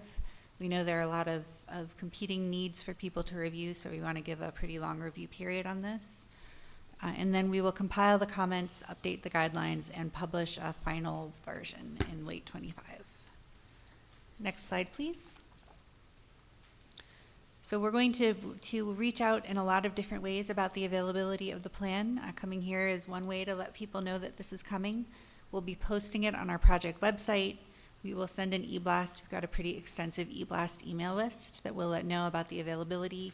We will reach out to the county boards of supervisors. We will have an e-blast focused on our EJ communities. In addition to our overall e-blast, we have an EJ-focused e-blast system that we will use, and we will also have phone calls to EJ community members. We will do focused tribal outreach. We will have a hood-focused outreach program that we're going to be using postcards to try to reach people individually. And we have hard copy flyers that we will post in English, Spanish, and Chinese on bulletin boards throughout the Delta. Next slide. We're going to shift now to talk about permit updates overall.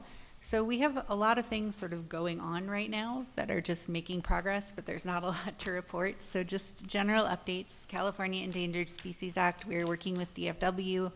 They are working on an incidental take permit that we are expecting to be complete in fall of this year. We are also working with NIMFS and U.S. Fish and Wildlife Service on Endangered Species Act compliance, and we're expecting biological opinions for operations and construction late 24 or early 25. For water rights, we are in the process of getting the change in point of diversion hearing moving. It is currently anticipated to start in early 2025, and there are a number of pre-hearing processes going on right now in terms of including pre-hearing conferences and deadlines for information. The next pre-hearing conference is on October 17th. And then for Delta Plan consistency, we are working to submit a certification of consistency on the 2024 through 26 proposed geotechnical activities. And we're also working on a certification of consistency for DCP implementation. Next slide, please. So I wanted to talk about this certification of consistency that we are working to submit very soon. So this is in compliance with the ruling that we received on June 20th of 2024. And because the geotechnical activities only concern data collection, we believe that it is completely independent from the Delta Conveyance Project itself. We've conducted early consultation to talk about this with the DSC staff before we submit this certification. Next slide, please. So we're considering these activities to generate information to refine the project feature layouts and configurations, and to develop design and engineering criteria for the Delta Conveyance project facilities. The information will also support applications and requests to other agencies for permits, authorizations, or conditional approvals. One such authorization would be for a future certification of consistency with the Delta Plan for the construction, operations, and maintenance of the Delta Conveyance project. So geotechnical information collected from these 24 through 26 activities will help maintain the overall program design schedule, which is very important for the overall project and the amount of money spent overall on this project. Next slide, please. So I'm going to talk a little bit about what's included. So this sort of shows that I'd say how we're sort of looking at a subset of the activities. So the EIR describes field investigations, and within the field investigations, there is a smaller subset that is geotechnical investigations. And within that subset, there's a smaller subset that is pre-construction investigations to support design, planning, and permitting. And then there's an even smaller subset, that's what we're looking at for the 24 through 26 geotechnical activities.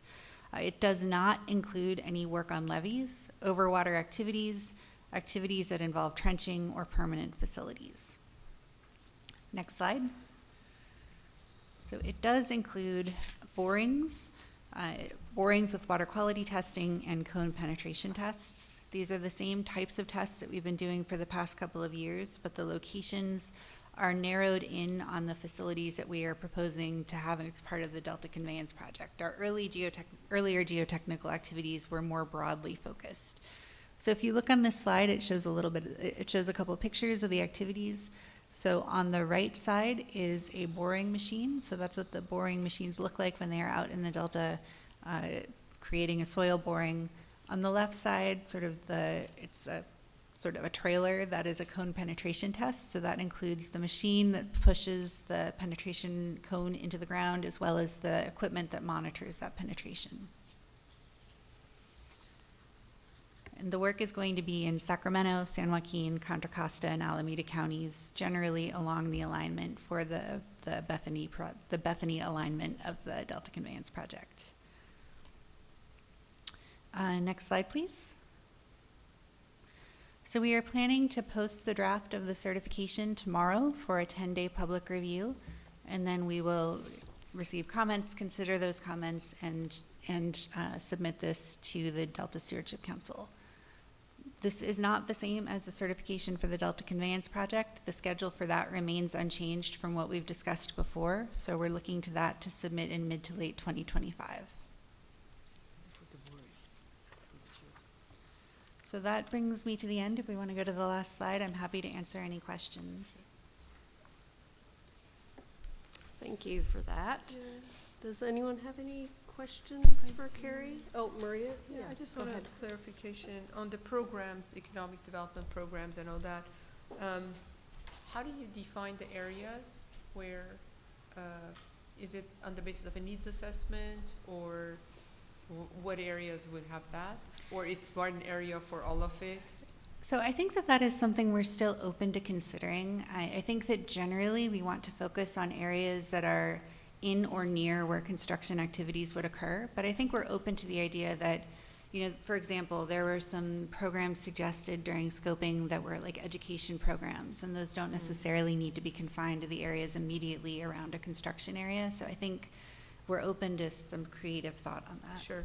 And then one more, is on the basis of some kind of an application process, right, also? Yes. Okay. And my last question was, so when you talked about how separate they are, it's what you talked about is for the geotech, not for the entire. For the certification of consistency, what we're looking at is certifying just geotechnical activities for 24 through 26. So it's a pretty small suite of activities, and just for the period sort of after certification through 2026. Sure. And then why do you need water quality after the borings? It's something that helps provide information to the designers to look at the water quality and the groundwater as they move down. Sure. It provides a series of information both about the water quality and also about geological constituents. I see, because that water is separate from the water that is going to run. Correct. That's why I asked. Yep. Thank you. Thank you. All right. Councilmember Zingali has his hand up. Hi, Carrie. Good afternoon. Have you guys made any stab at a range or an estimate on the scale of the community benefits plan? So the construction cost estimate that we released in May has $200 million for the community benefits program. That's right, thank you.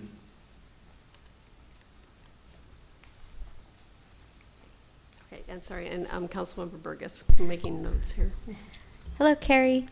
Okay, so the community benefit agreement, that's an agreement between who and who? It could be between any local entity, an NGO, a local government organization, really whoever might be interested. So we've been reaching out to a number of entities and trying to work through this. The benefit of having a community benefits agreement is it does allow us to engage much more closely and provide technical support. So an entity can really take advantage of some of our technical resources to help develop projects that would fit to be part of the process. Then they don't need to apply for grants. We create those agreements in advance. So they're already sort of understanding the benefits that they would receive. So if someone isn't a part of the agreement, are they eligible for funding? Yep, the grant program, they could still submit under the grant program, and we will still work to provide technical support. It's just not, I'd say, as sort of extensive. You know, when the community benefit agreement that we've been working on so far, the agreements, we really are able to have our technical people dive in and help in pretty extensive ways, and that's not necessarily going to be the case as part of a grant application. So Councilmember Zingali asked how much that dollar amount was, and you said 200 million, correct? Yes. Did that community benefit increase in proportion to the increase to the cost of the project? So we developed that as part of this cost estimate. The past cost estimate didn't have a community benefits program specifically line item. So this is just specific to this estimate. Perfect. Okay, so then you had an example of a parking lot, I think you said a rice share. Mm-hmm. So I just want to clarify my understanding of what you're saying. It's basically that would be like a staging area or something like that for the project, and then when you're done with construction, you would be able to give that to the community if they wanted it. It's an example. I will say for integrated benefits, we spent some time during our earlier community benefit program meetings trying to generate ideas, and things like, we're going to have this area where we're temporarily disturbing it, and then it's not going to be a permanent area. We could do things like turn it into a park or a baseball field or do other stuff with it. And the answer was generally, we really would prefer you to return it to the kind of use it was beforehand. We don't really want we don't really want any of the leave behind type of activities to take up more space, and to take up more land. So I would say generally we haven't gotten as much interest as part of the community benefits program in those kinds of things where it's like a footprint. Yeah. The park and ride is an example. And I get it. But it's just what people might like. Well, that's what I was thinking. I was thinking, well, so you have this asset that you would like to give, but how long? So if there's a bucket of money that's 200 million, and you've got these assets that have, say, this much value, are you going to hold on to the very end to see if somebody will take it, or are you going to? No, I think that the idea is that we would work with the entity that might, because we will not be able to manage it indefinitely. Right. So we would work with probably the local government entity if they want it. We would have some kind of agreement early on for them to take over that facility afterwards, and if they don't, we'll remove it and return it. So we're not expecting or counting on it. It's just if it's wanted, then we can. And I see from your timeline that the grant distribution would pretty much start when the construction begins. Yes. And so what is the timeline of construction anticipated? We're looking, the current schedule that we have would start in 2029. And then would end? It would end in 2042. So 13 years? Yes. So 13 years. and I've made this point to you before, when we started talking about community benefits, that was before COVID, and things have changed so They much, have. whether it's, culturally or technology-wise or whatever. So some of the things that maybe you've identified as a benefit could change over that period of time, and I just want to make sure that there is that flexibility to be able to meet those needs. Have you considered that there may be new types of anticipated harms that we just didn't expect and that you would need to account for? So I don't think that we're trying to tie the community benefits projects directly to the kind of effects of the program. I think that we're really looking to the communities to say, here's what would help us, and we're not trying to say, like, we need you to tie this to a specific Okay. impact. So I don't think that that would directly provide that kind of limitation. And if there are unanticipated impacts, like we didn't analyze something under CEQA, we do have an ombudsperson program where the public could contact the ombudsperson and work through that process with them. Okay, so then I'm going to change over to kind of the timeline that you talked about. You said you'd be pursuing the change in point of diversion. I know that it's been communicated that there's a recommendation that be done before it comes before us for consistency. Is that being timed properly so that would meet those expectations? So our current plan is that we will wait till the hearing is over, because we do think that there is a lot that comes out of the hearing that would be part of our record. Okay. But we are not planning to wait for the final determination because we have schedule constraints. So we're sort of trying to walk that line down the middle. Okay. And then I see the timeline for the geotech is tomorrow. Tomorrow, yes. So that's interesting. And then we did talk about the cost analysis before, and I just find it really interesting that recently Los Vaqueros happened. A well-intended project is considered no longer viable in light of changing conditions, whether it's the conservation and all of that, or the tightening of regulatory and permitting restrictions, and the significant cost increases. Do you think this is indicative of other things? I think that those are things that you just mentioned that we are really aware of. I think that one of the things, Graham Bradner, who is the executive director of the DC, is the executive director, but was here at the last meeting. He was talking about the efforts that the DCA is undergoing to manage costs and also to look for innovative ideas for ways to reduce the costs as part of the construction. So I think we're pretty early in our planning process, and we're very aware of trying to manage those issues. Thank you very much. All right, are there any other questions for Carrie? Not seeing any from the members. We will go to public comments. There are no public comments, Madam Chair. All righty. Thank you, Carrie, for being here. Appreciate your update. Thank you for having me. And our final agenda item for today is in preparation for the next council meeting, which will take place on October 24th at the CNRA building in Sacramento. And we will post our meeting notice with further information and updates. And with that, we will conclude our meeting.